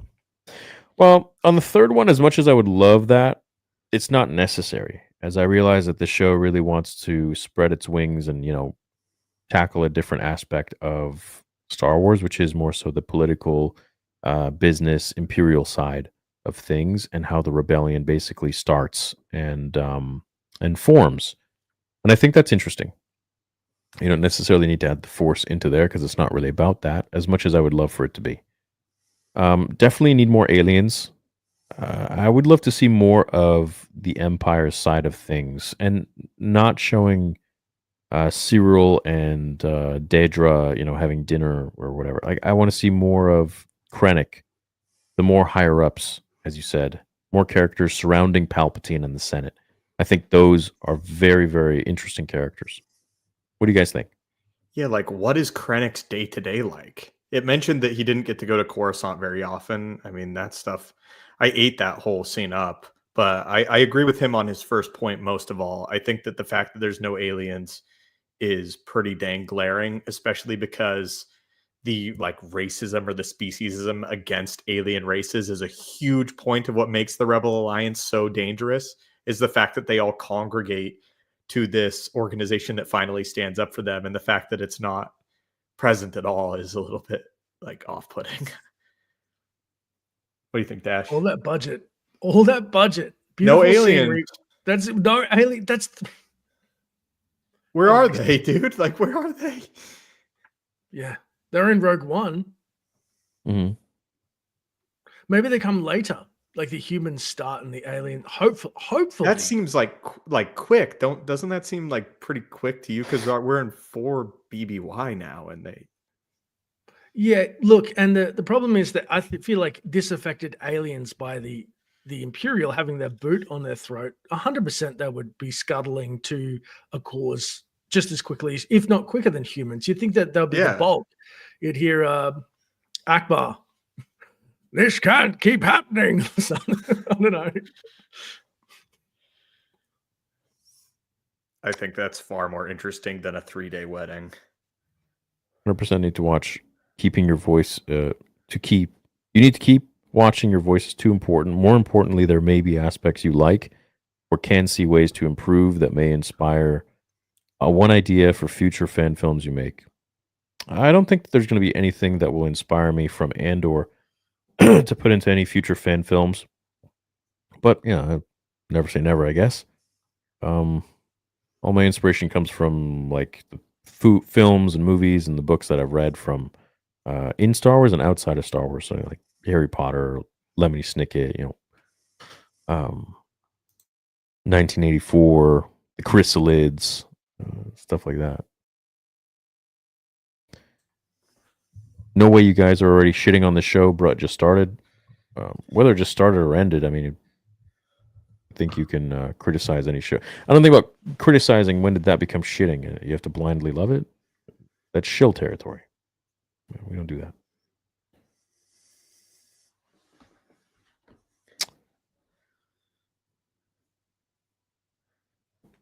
Ian Lane says, didn't mind the scene. It didn't go that far and she defended herself. And I felt like it fit the more adult show. I definitely understand it being upsetting, though. SA is the worst crime, affects generations. Austin says, can you do me a huge favor and post your convention schedule up somewhere? I need to plan to come to one. Every single fan expo, which is on their website, we will most likely be at that. So our next one is in a few weeks, 3 weeks, I would say, at Nashville, ICC Con, which is going to be fun.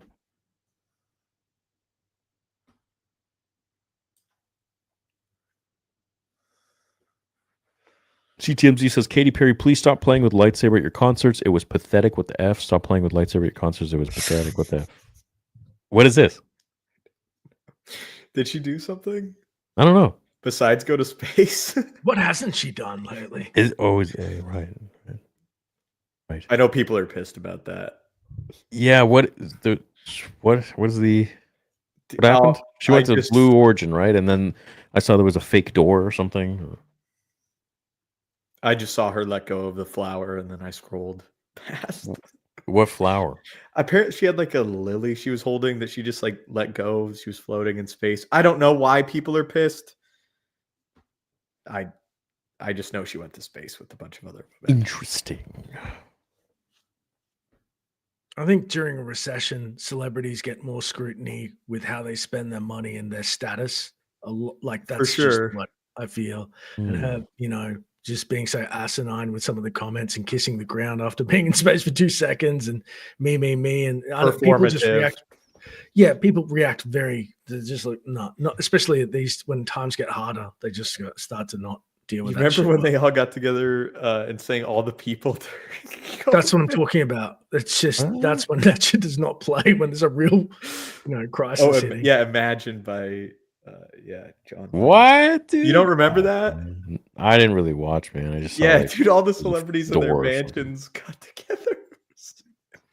What? Singing Imagine by John. Smug. Yeah. Like they knit together all these smug off-key singing, but it wasn't uniform. So each one of them had different phone and qualities. And just imagine, I think Gal. Oh, I remember this. Most Wasn't Gal known Gadot in definitely. one of them? Oh, yeah. She was, you remember her voice. She was like, Yeah. coronavirus, no. Oh, yeah. And you're right, yeah.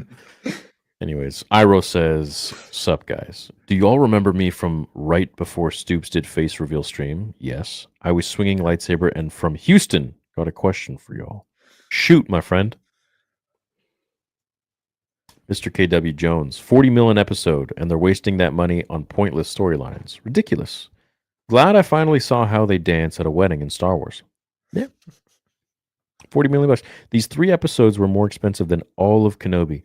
Ewan McGregor, Hayden Christensen. Darth Vader. I don't know, man. They couldn't even do proper de-aging, man. They couldn't even they used the void for everything, which made it look so like claustrophobic and small. And the thing with the void is that your shooting is completely backwards. Your post-production is done pre-production. So then your production becomes becomes production and post-production in a weird way. It's weird. Odd. It's a little difficult, really but weird? it locks you in, and that's the thing with it. Here Have you in noticed- OZ. Oh, sorry. Yeah. Go ahead. No, go for it, man. No, have you noticed that like everything that they do in the show? Do you remember in Rebels when they ate cereal and it was like called space waffles or something stupid? And you're like, it's too close to real life. Did you know like Cyril and his missus, whatever her name is, Dedra. Dedra. It barely looks Star Wars. Like he got dressed in a shirt and tie. Like everything looked so Earth with just a little twist. Or when the wedding, when they had like basically it felt like a Japanese themed wedding. Like there's something where George. I'm gonna sound like Theory. Whoever worked with George in the costume department removed it enough from real world where it wasn't like he's putting on a suit. I don't know what it is with the costumes, but they just feel like real life with like only a 10% tweak. Like everything that they do, not like enough of a tweak that it feels like Star Wars versus just. Yeah. No, I know. And it like that was the thing with George, that every freaking thing, and this is what normies don't understand, was supposed to look like from a galaxy far, far away. That means if you had a screw, it was going to look totally different than a freaking Phillips head screw. Or a brick was supposed to look like a completely different thing that was used by some scientifically advanced space machine to lay it down or whatever. It Right. wasn't supposed to look like you just walk outside and see it in some construction zone. Like everything was supposed to be methodically put and drawn and edited differently so that it looks like it's from a different galaxy and you do not remember this that you are in, this world. Everything from the clothing to the sets to the worlds to the infrastructure, everything. And Look at the that's wedding what a lot of party. people They don't used a get. disco ball for fuck's sake. They didn't even change our Yeah, music. dude, that doesn't belong. Like none of that shit. And people like look, like if you want to death by 1,000 cuts, like Robot Head said, and like one little deviation. By the end of it, you're going to be all the way over there. And you can't do that. What up, CT? Not all of Disney Star Wars is bad, bro. Mando, Andor, Bad Batch, Clone Wars, Ahsoka, Tales of the Jedi are all good. Yeah. Haven't you seen me react to them and like talk about them? I agree with you because you're holding an Uzi, some type of submachine gun. Kind of wish they'd make a rated R Project Blackwing. Maybe I'm just reaching too much. Iro says, in 1999, how much better do you think reviews of The Phantom Menace would have been if it was the same without Jar Jar? I like Jar Jar, just curious. I think they would have just found other stuff to talk about, like it was slow or boring, or they focused on Anakin too much. Just kick the shit out of Jake Lloyd harder. That's what they would have done. That kid would have just... Yeah. So they would have focused more on Jake Lloyd, probably. So, Jar Jar took some of the blunt, some of the heat. Speaking of blunts, Yoda as well, the puppet, looking stoned as hell. Stoned as hell. He really does, doesn't he? Oh, he's back. And it's such a step down from That puppet looks originals. fake. Why? Ian Lane says, Rogue One and Andor are the only things I like about Disney Star Wars. Sad that Star Wars fans, society in general, can't disagree anymore without reeing. Love you guys, channels, by the way, and can't wait for Vader Episode 2. Well, thanks, Ian. Totally agree. Today, we can't have any differing opinions without disagree. Shmi is a bad mother for gambling Annie's life. No, because the worst case scenario, he just ends up back to where he is. Yeah. Anakin came back as a Force ghost with all of his original limbs. Also, Vader didn't seem to lose his Force power. Oh, he did. He did, dude. Yeah.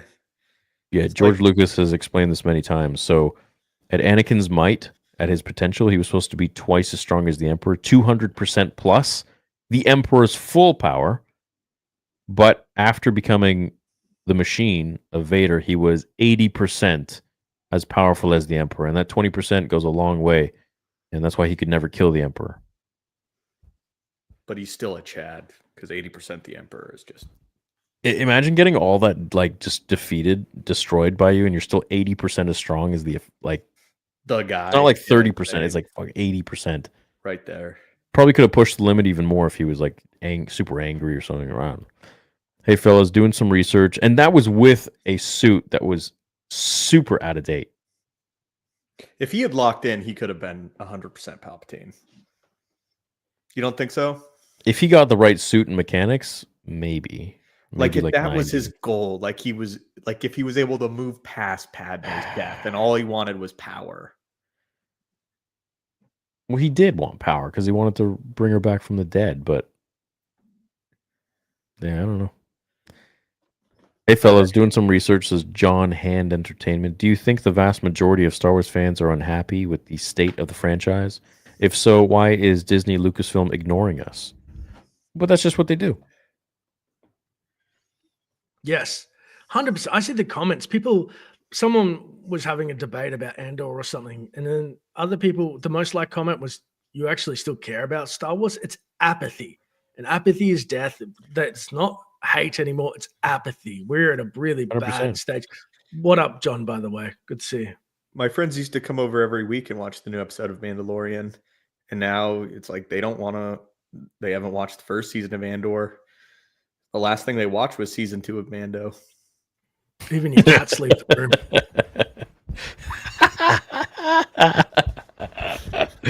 Yeah, that's funny. Palps do Family Guy Star Wars watch party. George approved. Yeah, George liked it. Did an interview with Seth MacFarlane. Yeah. Was the sequel trilogy made by Kathleen Kennedy? I mean, yeah, she governed it all. She gave the keys to JJ and Ryan. Off topic, says Jesse. Vegeta can destroy planets with a beam and soak into the Death Star. Who would win? It's over 9,000. Oh, Vegeta. Vegeta would destroy the Death Star. Where does like Vegeta rank in terms of like say Invincible? Is he like way above Invincible? No. No, he's not. Oh, and that like being invincible. No, like the character. Yeah, the character Invincible. I think he's much more powerful. I haven't watched all of the Dragon Ball, so I just. But that's a good debate, actually. They're pretty close. 2 words. Invincible versus Vegeta. Energy manipulation. I mean, he can just teleport, move away. Invincible's greatest weakness is his range against Vegeta. Vegeta is so strong. He would just teleport, move, like just bang him. He would just, I'm gonna catch him. Yeah. Is Vegeta like physically very strong as well? Like if you got your hands on him and you were able to like he's still super tough. Yeah, dude, you should have seen what he did there in the Android arc. He literally pulled the hands off of Android 19. This is like this futuristic chubby one that absorbed power, and he was like, "You want to absorb this?" Yeah, and literally grabs his wrists and then puts his feet on Android 19's face, and he starts just pulling off, and it's like this crazy scene. Where like, he takes his hands off. So, what are your thoughts on the whole Superman like Goku debate? I don't know. I think a lot of people. I think Superman is more mainstream than Dragon Ball, and it definitely was when I was growing up. Nobody really cared about Dragon Ball, especially like it was like Star Wars. Like I got made fun of for watching Dragon Ball. Like it was really everyone at my school loved Dragon Ball. Really? Well, fuck, we grew up in. I dyed my hair blonde and spiked it, and they were like, "He's a Saiyan." I'm like, "This is exactly what I want to hear." Yeah, I was really like, I really had some. I don't know if it's autism, and I don't know, maybe, but I thought I was Anakin Skywalker, and I thought I was a Dragon Ball character growing up. But like legitimately, like mechanism, dude. Maybe, yeah. But like to the point where I'd like get into fights, like people like bullies, they would try to fuck with me all the time, and I would like embarrassingly try to go Super Saiyan in front of like the whole school at recess or lunch to defeat them. Yeah, because you wanted to embody the power that you saw in those people because it sucked your situation, I'd say. Yeah, but I like fully believed. Like I didn't. I'm trying to give you an out, dude. I'm trying to give you an out. You're not taking it. I know. No, I've tried to give myself an out a long time ago, but there is no out of that. That I fully fucking believed that I was a. Yeah. And how old were you? Like 19? no, like 25. 25. No. It was just yesterday. No, no, I think I was like all the way up until I was probably like 14, 13. Yeah, but that's normal. Kids to have power fantasies. That's why we watch those movies and stuff. We want to be strong. We want to overcome. You had a shit childhood that was rough with illness. Of course, you want to embody the strength of others. Yeah. You just probably shouldn't have done that. I would have got the shit kicked out of me if I tried that. It's like the shit kicked out of me. I mean, yeah. School I went to. Yeah, that's what happened. Yeah.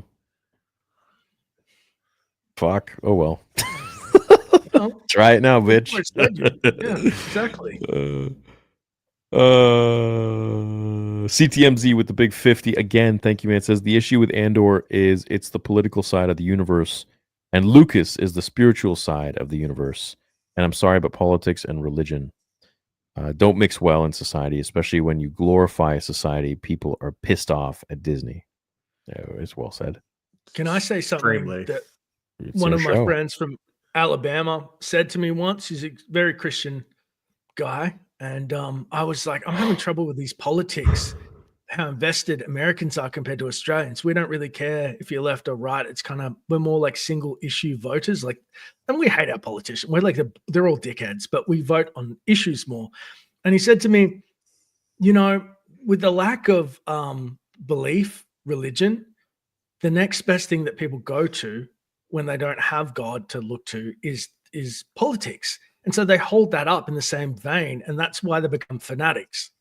And I went, that actually makes sense because, if people who believe in God, and I'm generalizing here, but he himself was like, I'm a bit into politics here, but God is here for me. And if you don't have God up there, then you are just that invested and they become fanatical about it.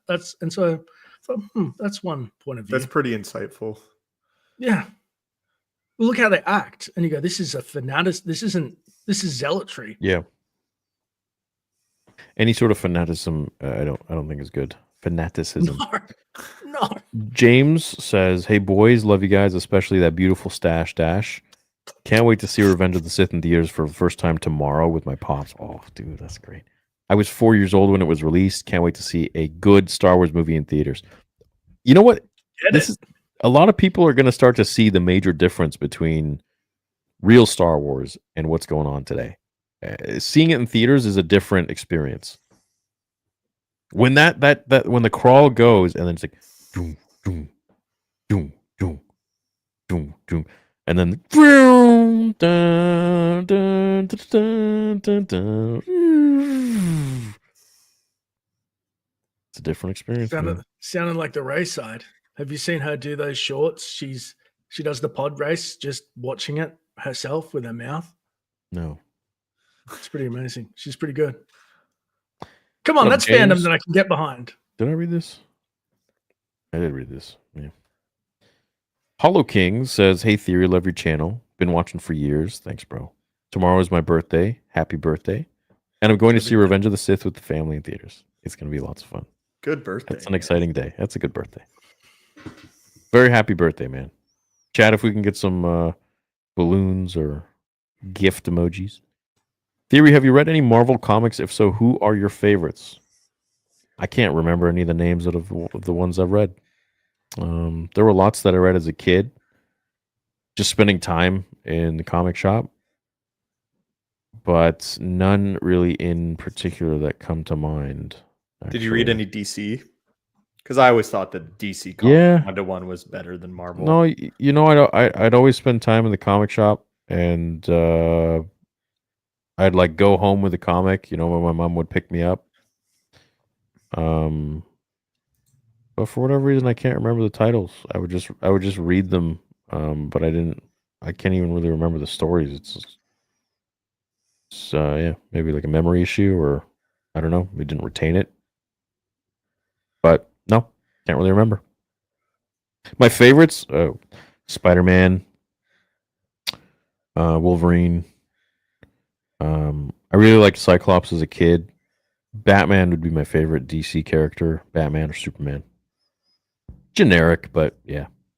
Dude, You not ever get generic, the, correct. Batman's the best. The toy? The Cyclops. I got the Cyclops where he had the beam in his eye. Did you ever get shit like that? No. No. I Didn't got have the that Wolverine toy. with the retractable claws. Oh, I Oh, don't think I had that. I wanted to be nice. Wolverine so bad as a kid. Yeah. so did I. So yeah. I want to be him as an adult. Yeah. Mando.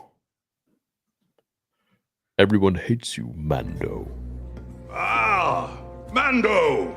They all hate you, Mando. Mando. Ah, rest in peace, Carl Weathers. Peace. Apollo Creed. Theory says he's a Lucas Legends mega fan, but then completely forgets Clovis basically doing the same with Padme was just less uncomfortable in animation. It's not the same, dude. Not the same at all, man. Just go Not the watch same it. at What do you even have to say? Like, go watch the scenes. They're different. I love these kinds of like stretched out arguments that like it's hard to even combat these because they just like there's no logic to them. It's like, how can you say they're even the same? But thank you for How the are they $5. the same? It's like, you know, and they throw these big statements like, you say you're a Legends Lucas mega fan, but then you forget Clovis basically doing. Who said I forgot? And who said Clovis did the exact same thing? What the fuck are you talking about? Don't watch Andor if you aren't enjoying it, man. Yeah. What's up, guys? Sending love. What up, Infinite? What up, Brilliant? In a weird spot with Star Wars right now, everyone has their idea of what it means to them. It's awful to see a corporation come and screw it up for us all. Bought the IP to access the fans, just throw it back in our face. Agree. It feels like that. Like this smug condescension and like disdain. Disdain for us. Like we're just scum. I'm going to tell you guys something when we're off air. I'm funny. I hope you don't take my dislike for Jar Jar for dislike of the actor. I just think the character could have been writing and still entertain kids. Oh, Black Void. You don't. In today's world, it's like you have to forcibly explain that you have nothing against the actor. It's like, well, no shit. We're talking about the character. You're Let me good, qualify man. this You're statement. chilling. I don't want him dead. I don't want his family to be harmed. Yeah, Like, nobody thinks that, dude. You just don't like only Jar Jar. weirdos. Yeah, only weirdos who have like no other way to debate. Oh, you don't like this character when you want the actor dead. It's They have to go to extremes. What the hell is wrong with it? They're insane. They're extremists. Darth Gogeta. So pumped for Vader 2. Only Star Wars project I'm excited for. Enjoying the stream. Get to put together the Dark Falcon Lego set and hang out. Nice. Have fun, man. Thank you. With Darth Jar Jar, right? Darkest Nightshade. Theory, you must have forgot Lucas was going to make Underworld, which was going to deal with a lot of RM-rated material and Twi'lek sex slavery. Yes. No, again, I didn't forget, but that also doesn't mean that George Lucas is going to put in like rape scenes. So, and if he was going to, then they would have been cut away like everything else that he does. So, I like how people know the script already of Underworld. Yeah, for real. Please tell me more. Dying to know. So is the world. I'm surprised you stayed awake long enough through and snore to see that scene. Oh, I'm a man of my word. If I say I'm going to watch it, I'm going to watch it. Ian Lane.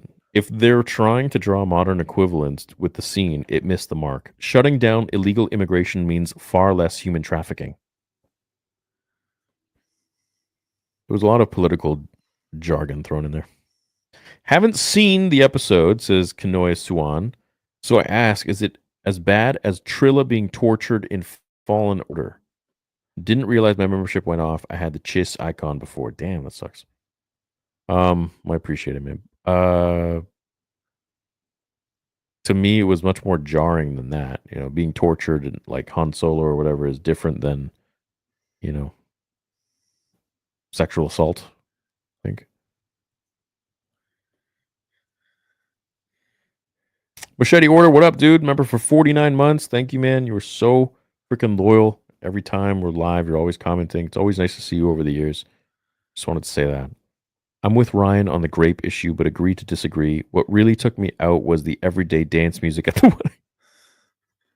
Yeah. That's the second biggest criticism I see about Andor. They didn't try. Yeah. Well, no, and Machete Order, I see Ryan's point of view, and he has that whole stream clipped on his channel. It was like 40 minutes long. No, I agree with what he's saying, and I see what he's saying.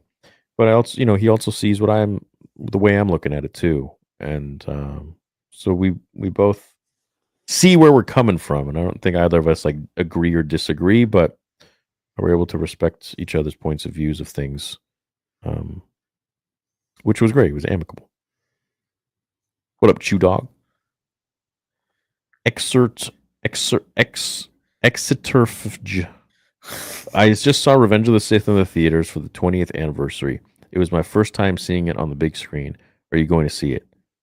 Probably not. I don't think I'll see it in theaters. I'll see it downstairs on my projector.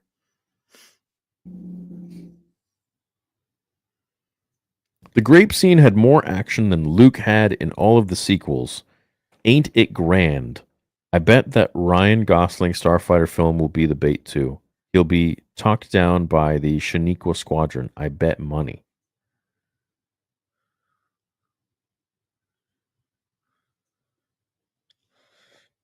You could make Avengers 3 Endgame, 3 Avengers Endgames for the same money. How much was Endgame? I don't know. 250? It's probably more than that.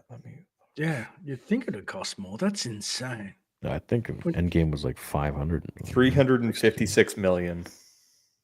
Still hard. God. What? Bro, that's like one season of Andor. That's Lucas drew on IRL politics Vietnam, but timeless history too, mixing both. If released today, people would call it woke when he named GILROY for Newt Gingrich. I mean, Star Wars is not dead. George Lucas Star Wars, at least, people still watch it today and they don't call it woke. at all. They did There's question nothing- it at the time, there's- though. Like the moment that Palpatine stood up in the Senate chambers, remember, there is a clip of what's his name? George Bush doing the same, standing up, and it was very paralleled, and people called that one. That was so. It's not like people were critique free. They did critique like one thing, but the rest of it, when people went, "Oh, you're trying to evoke this," or whatever, he was like, "No, this is from this is from ages back." You know what I mean? Like he actually openly stated what his sources were. Well, and George's whole point of the Vietnam War and the Viet Cong were that it was little guy versus big guy. That was it. Yeah, he doesn't get into really in the interviews the gritty politics Nitty-gritties, of it no. all. But he does just meta. talks He does. George is so subtle with his political commentary, and that's where Disney is just like a hammer, like, think this. But again, if people are saying that Palpatine and Bush stood up similarly, that's just an example of being subtle. Yeah. No, so for the people who don't know, if you're a content creator and you say the word, I mean, I already said it several times here because I've seen other people now do it and they're still standing, but what's fair for thee, it ain't for me, as I've learned. If you say grape, you're in the safe zone. You can't put, rape in the title. You can't put any of that in the title or in the thumbnail. So you have to be very careful. It's not like we're trying to detract from the situation. We're literally just abiding by the platform's rules to not get taken down. That's all. Or unalived, as they like to say. Deleted. I think they didn't show more aliens because the show's focused more on the micro than the macro. Main characters have been going to human colonies and settled worlds. but this is Star Wars. No. The rebels banding together on random planets. Aliens are a huge part of this, section in the lore, and it's just completely being ignored, frankly. I agree. It has to be an agenda because they did the same thing, remember, in Kenobi when Reva goes to the temple and they replaced the younglings with aliens with a rainbow coalition of children. And I was like, what? Why aren't there any alien younglings? Like, there's just something's going. They do things deliberately. There's a reason why. If Rogue One has aliens and it's not aliens now, maybe we're wrong, but I'm pretty sure it's not serving the story. They have an agenda. What do you think that could be? Like their agenda, though, like. Look, I'm just going to spitball, and I don't know if this is right or wrong, but you remember when they said in the Oscars that the only way that people could get an Oscar if they met diversity quotas? Like they've said it out loud, and I've heard from people in the industry say that they have to make quotas. I think Disney wants to flex quotas so hard through the rebellion, not the Empire, that they're cutting out aliens to do so. That's what I 100%, and it's cheaper as well. It's 2 for 2. That's what I believe. Why else? Why? It's meant to be alien packed. They're some of the worst. Like they think about the Bothans. The shit kicked out. Like anyway. It's important. No Bothans were harmed in the making of this film. No Bothans appear in Andor. Racist. Raven's Nest says if Disney wants a nearly R-rated Star Wars project, they should have adapted the Bane trilogy. It is easily the darkest and most mature Star Wars I've experienced, yet unlike Andor, it still feels like Star Wars. And that's something I would love to create one day myself. Fan film-wise. Mr. K.W. Jones. Han and Leia fixing the ship in Empire got me through my parents' divorce. Annie and Padme in Attack of the Clones got me through bullying. Rogue One got me through losing my firstborn. Oh, I'm sorry. Star Wars is a part of people's lives. Disney doesn't understand what they're ruining. No, they don't.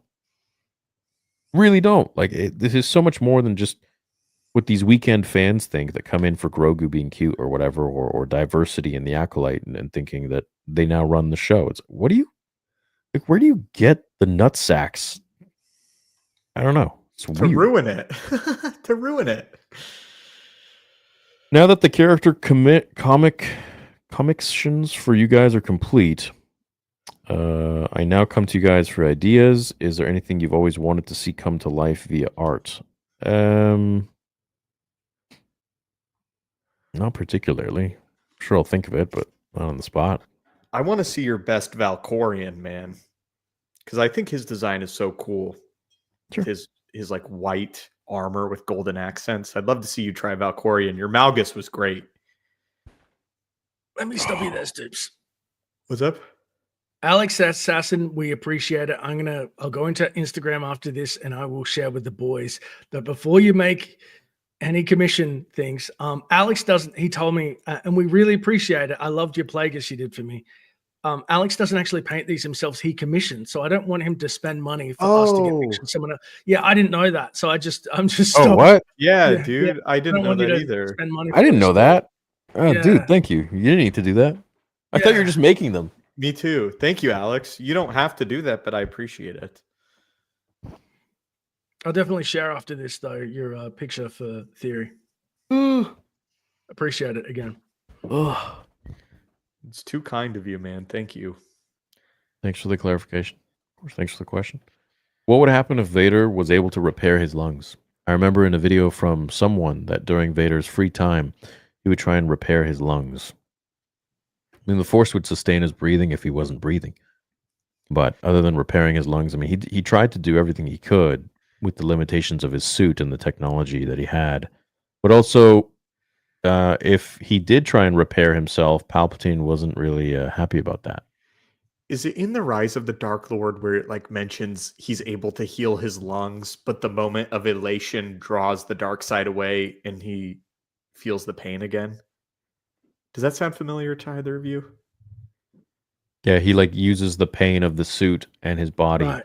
to be Yeah. powerful. Yeah. Well, but it's like it's almost to heal himself momentarily, but the second that he's Yeah. happy, it's like gone again. Which is my theory as to why he died. Because he was You happy. got happy? Yeah. Yeah, you got happy So with Luke. Pablo got stressed. Wasn't he the got bolt happy. in the back of his It neck? rhymes.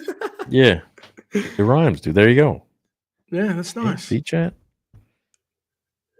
Andor is tough because I do think it's a great show, says Max. But the third episode using SA didn't feel right, and the Mon dancing. However, action is great and feels much better than all other Disney sub-Mando. Yeah, I think it's very high production value. Yeah, Yeah, pretty. for sure.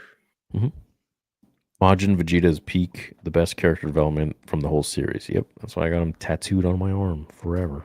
You got the Martian. The Vegeta. Majin, yeah. Wow. The M on the head. Tell me why though? Like he just gave up. Okay. All right. Too much of a weapon. I got to show you the whole no. thing, right? But he like swore service to the sorcerer, what Bibbidi or whatever, and then he just kind of got the power, and then he's like, nah, Bibbidi He's- boop, and then He's like, and then fuck off. Yeah. yeah, it was like just a ruse. I don't get it. No, he used it to unlock the power that he once had because he became too soft being on Earth with a wife and a kid. Right. But then it just kind of ended, right? The M Vegeta era, and he didn't have it forever. So Because he died. yeah, I see. I'm forgetting things. He Okay. blew himself up. Yeah. Sorry, Stoops. Dude, I'm Big so art. lost. It's Territory. okay. It sounds It's like when you talk about interesting. the Spurs, dude. I'm like, okay. Thoughts on report KK leaving in August? I mean, yeah. Sure. Dude, we'll Great. freaking see. We'll see when it happens, you know. Let's hope Andor's a banger and this is, you know, the thing she needs. Great. Why wouldn't Vader upgrade his suit internally without telling Palps while keeping the same external appearance? Would Palpatine feel the difference? For sure. Oh yeah, it was in tune.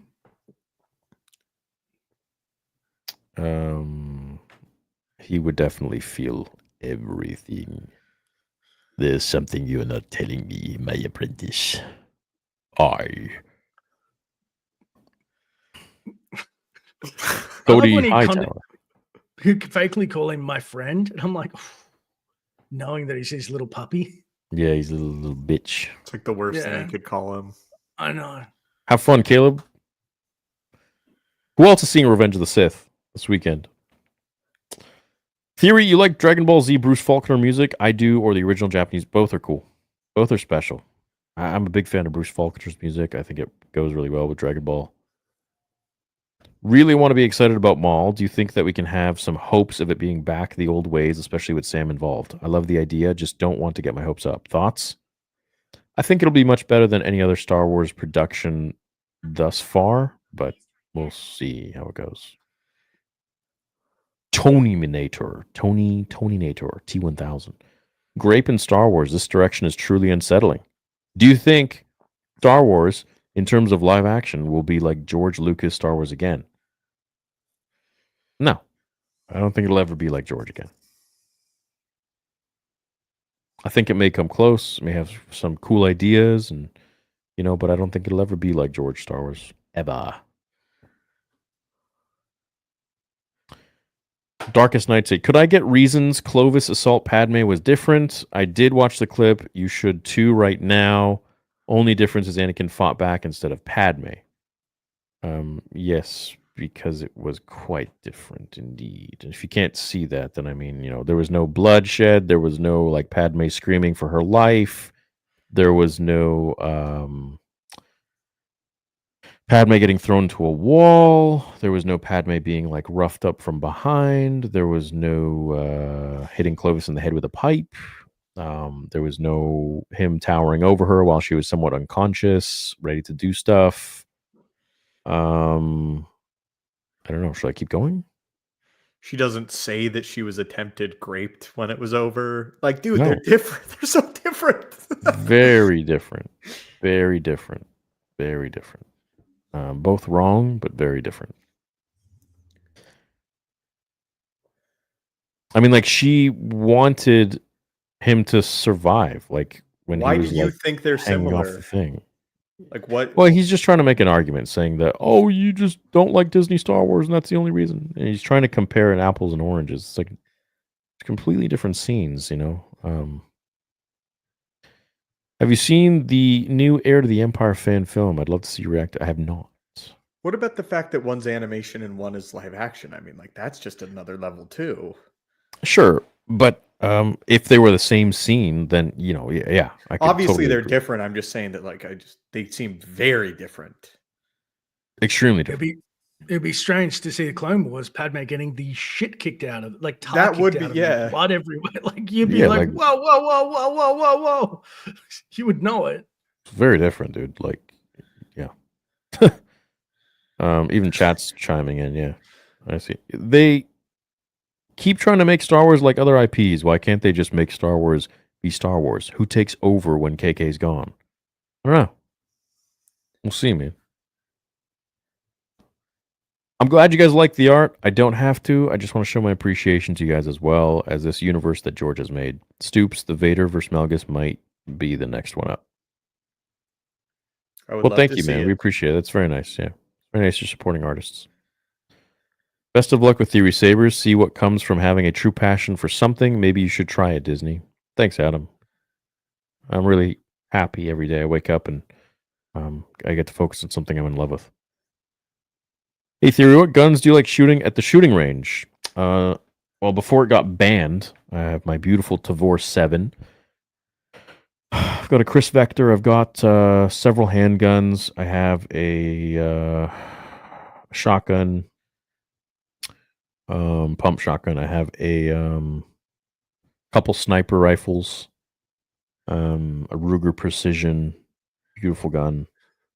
But I'd say probably my favorite would be my Tavor 7, which I've set up for a left-hander so that the shells shoot out on the right, not on my face. Shoots a 308, which is fucking insane. But unfortunately, yeah, it's banned now. Thank you, Trudeau. You can't take it to the range or anything. I cannot take it anywhere. It is locked up in my safe to be taken away once they come to my house to retrieve it. Law-abiding citizen. Do they give Anyways. you any money? Like, do they reimburse No, you at all? I They don't just think take so. it. I have no idea. I really don't know. I got the emails and of the guns that are on the list. My Chris Vector is on the list, and my Tavor 7, which my Tavor 7 cost me a lot of money because I upgraded the absolute shit out of it. I have like a Trigicon. It's a beautiful, beautiful gun. Love shooting targets with it. at the range with my legal gun license. But yeah, don't even get me started on this. So angry. I'm sorry, man. Yeah, That it's sucks. yeah. Time to move to the States, you know. Seeing Revenge of the Sith on Saturday, excited for Maul show. I know it's between Clone Wars and Solo, but hope later seasons are between Solo and Rebels, leaving Crimson Dawn to Malachor. Yeah. If it bombs and she gone, will Josh sing the song? I don't know. Gotta ask him. What's your favorite gun, Dash? Well, there's two legal guns in Australia. There's a shotgun, not pump action. So there's that, and then there's also non automatic and semi-automatic rifles were banned in the 90s after the Port Arthur massacre. So we've only got like hunting rifles, and they're very, very, very, very hard to acquire. I'm having trouble myself as I have a small farm, and I have to get written permission and blah blah blah. But I'm probably going to get something really small to start with. I don't like loudness of guns, which is really weak, and I don't like recoil, so I'll probably get a 22. I like 22 rifles to start, and I'll probably move on up. Maybe something like a 308 or something later down the line. But yeah. Crazy. Yo, 308s are nuts. Yeah, Dad's got one, and they're yeah. I mean, the 22 versus the 308. Oh my god, dude! Yeah, 22 is like a little BB gun. Beep, beep, beep, beep. Yes, it really is. There's like no stopping Pop power gun. in the 22. Dude, a 308 is just like Superman just flew by at like hypersonic speed. I've never shot one of those. It's insane. Both my sniper rifle and my Tavor 7 are 308. Dude, that sniper goes off. I'm like shooting at like hundreds of yards down, target practice, shooting those orange plates. It's Sounds cool. like so much It's really fun. relaxing. It's really beautiful, dude. It's so relaxing, and just yeah, whatever. Hey, I'm You doing go everything I shooting? can to move. Huh? The only good, 'cause last time I actually shot like in Texas and Fort Worth actually, and I was not half as good as I thought. Oh, this is going to be like Marty McFly, picking up the gun or whatever in 7-Eleven. I've Yeah. played so many shooting games. It's a lot harder to control, like to learn different guns, to control Yeah. them. To you don't just hold it like any of that. You just Yeah. how you guys go? No, I'm pretty good. Everyone in my family were in the military. I don't know if that counts for anything, but I feel like it helped, down the line for generations.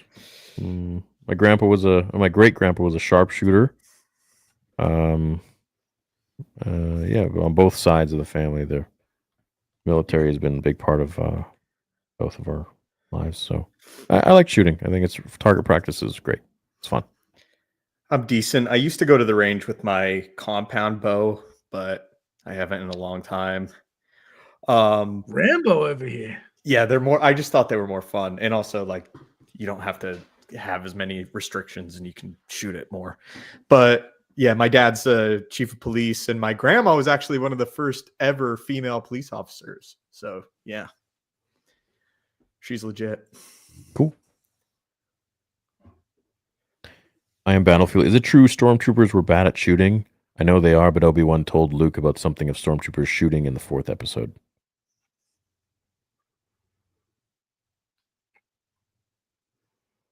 Don't remember this.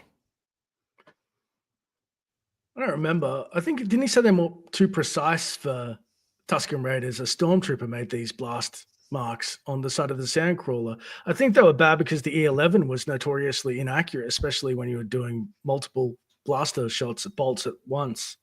Like they didn't get good gear by the time they got to stormtroopers. Love the Grand Ping Chef's Kiss. Yeah, the Grand one is a beautiful gun. Ding. Ding. It's great. What up, Trace? How you doing? I'm behind on the live stream trying to catch up, but Theory makes a great point of how Star Wars should be filmed. Well, thanks, man. Glad you see you that way. Almost forgot. Any hype for the new Star Wars Zero Company game? Not for me. It's like XCOM, a strategy game. I think it looks interesting and fresh. I'm not into turn-based games. I feel like I got all of that out of me when I played Final Fantasy VII in the 90s. Oof. After that, turn-based games for me, they're fun, but they're just not my jam anymore. Agree. I'm going to play it. My friends, back at work when I worked for Curse, were always like XCOM, and I'm not a turn-based guy, but because it's Star Wars, I'll give it a crack because it is like a genre. But I know it's like I can't play a Japanese like JRPG, like you said, turn-based. It's just a time sink, and it doesn't, or an MMO where you're just grinding. Some things don't speak to me, and that's it. But I want to. If I love it, I love it. I'd love to like another Star Wars game, but I don't think so. Stoops. I'm not going to play it. What's the Aussie Blokes channel called? Oh, me, Dashstar. Dash Star. Thank you, sir. Check it out. Dash Star. What I didn't see was the Visions stuff at Celebration. What was that about? Just FYI, is it just another season? Yeah, I think. Darkest Nightshade, please know more about me before you speak for me. I did not ignore it. I made a video about it. It's on my Star Wars Theory Plus channel. And I also watched it in a live stream. He's just angry. It's okay, but at least, quote things properly. What's a bloke? A dude. I think my super checkup missed skipped. We read yours. I remember your face popping up. Right, mates? Think so. Yeah. Ethan. Yeah, you said something weird. Something weird. You called us daddies or something. That's right. You called us all three daddies, and I was like, I'm going to mess with note that. Yeah, I think that was it. Let me see if I can find it. Wait. Oh, this? Good evening, fathers. Sorry, that sounds way worse. Yeah, we read this one. What do you mean? It's the only one I've seen of yours. Unless I'm sorely mistaken. What'd you say? Just type it in chat. Okay, just type it in chat, baby. A different one? Well, just type it, bro. Just say it. Instead of sending us on this goose egg hunt. Come on. Do you feel welcome using foul language? I don't think it belongs. They've got carking and stuff like that. They've got words. Make it float. Don't use real life swear words. That's dumb. Make it flow, my prince. Come on, Ethan.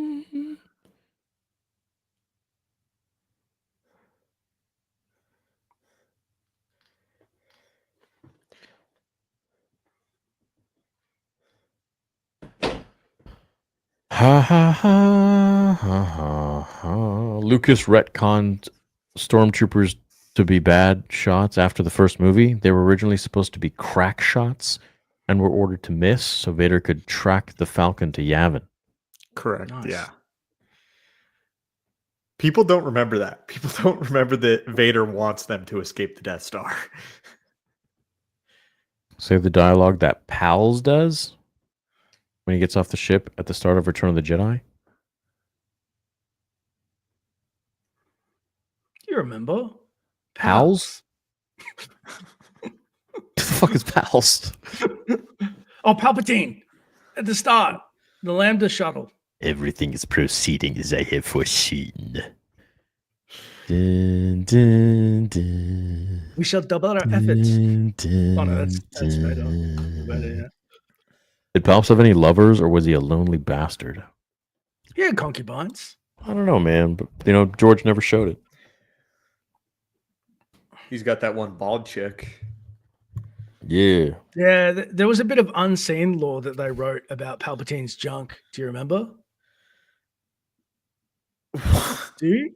No, they did. They said it's quoted in the visual dictionary. They said after the Force lightning thing happened, Palpatine, it was quoted as saying, "It's not 12 inches, but it smells like a foot." Damn. I just said that it is Oh. crazy that people are so pissed at you for not liking a I distasteful know. scene, and that we should get back to talking about real Star Wars and fun shit. Yeah, which is why I'm going to get back to old lore content. I'm kind of glad that I feel like it took Andor and this weird outrage from its fans to kind of just be like, all right, you know what? Fuck this. I'm just gonna go back to like what I actually enjoy. I don't need to be covering this fucking stuff. And so yeah, we might do a watch party again. I'm not really inclined to. And I'm gonna upload lore content again because that's what I enjoy. That's what I want to do. And I wasn't doing it because I wasn't writing it. And even though I had it, I just didn't feel genuine about uploading stuff that I didn't write or didn't have like much part in. So for those that I like constantly promised, like, oh, lore videos coming, yeah, because I had them, but I just didn't upload them because I didn't want to. And so now it's, hope you can understand. But Theory save this guy's cat for the love of all Canada. What do you mean? Look at Stoops. My Cat? cat? What? Cat? My do you mean? Fine. Where? I don't know. All right. I love you guys. We're at the end of the soupy poopies. We appreciate all of you. Thank you so much for all of them. And how do you guys feel about Mortis today? Still hot. Do you have any Tuscan Raider themed Theory Sabers? No. Yesterday marked 1 year sober. Hey, congratulations. Dude, good job. Man. Yeah. That's hard. Some hearts in the chat. We love you. Star Wars MMO like Dune. Oh, that'd be cool. Maybe a mod. It's called Galaxies, baby. Yeah. All right, chat. Stay tuned for your emails. Launching brand new limited edition piece on Saturday. I know a lot of you in the Saber community are really going to love this one. You're going to love the quality and the craftsmanship. That's for sure. It's a very important piece. And as I said, if you get 66 out of 200, you will get a prize of either $1,000 or 5 free sabers of your choice. The value of the 5 free sabers way outweighs $1,000, but it is totally up to you. Yeah, make sure you check your emails. Make sure you check out the massive sale we have going on at theorysabers.com. We're going to keep that sale going for a while. So grab one now, grab one later. Grab your crotch. Love you guys. Appreciate you. Check out Dash Star on his channel and the Stupendous Wave. And I'll see you on the next one. Enjoy the lore videos to come. My apprentice.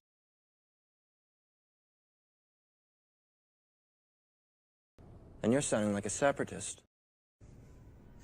I'm not the Jedi I should be.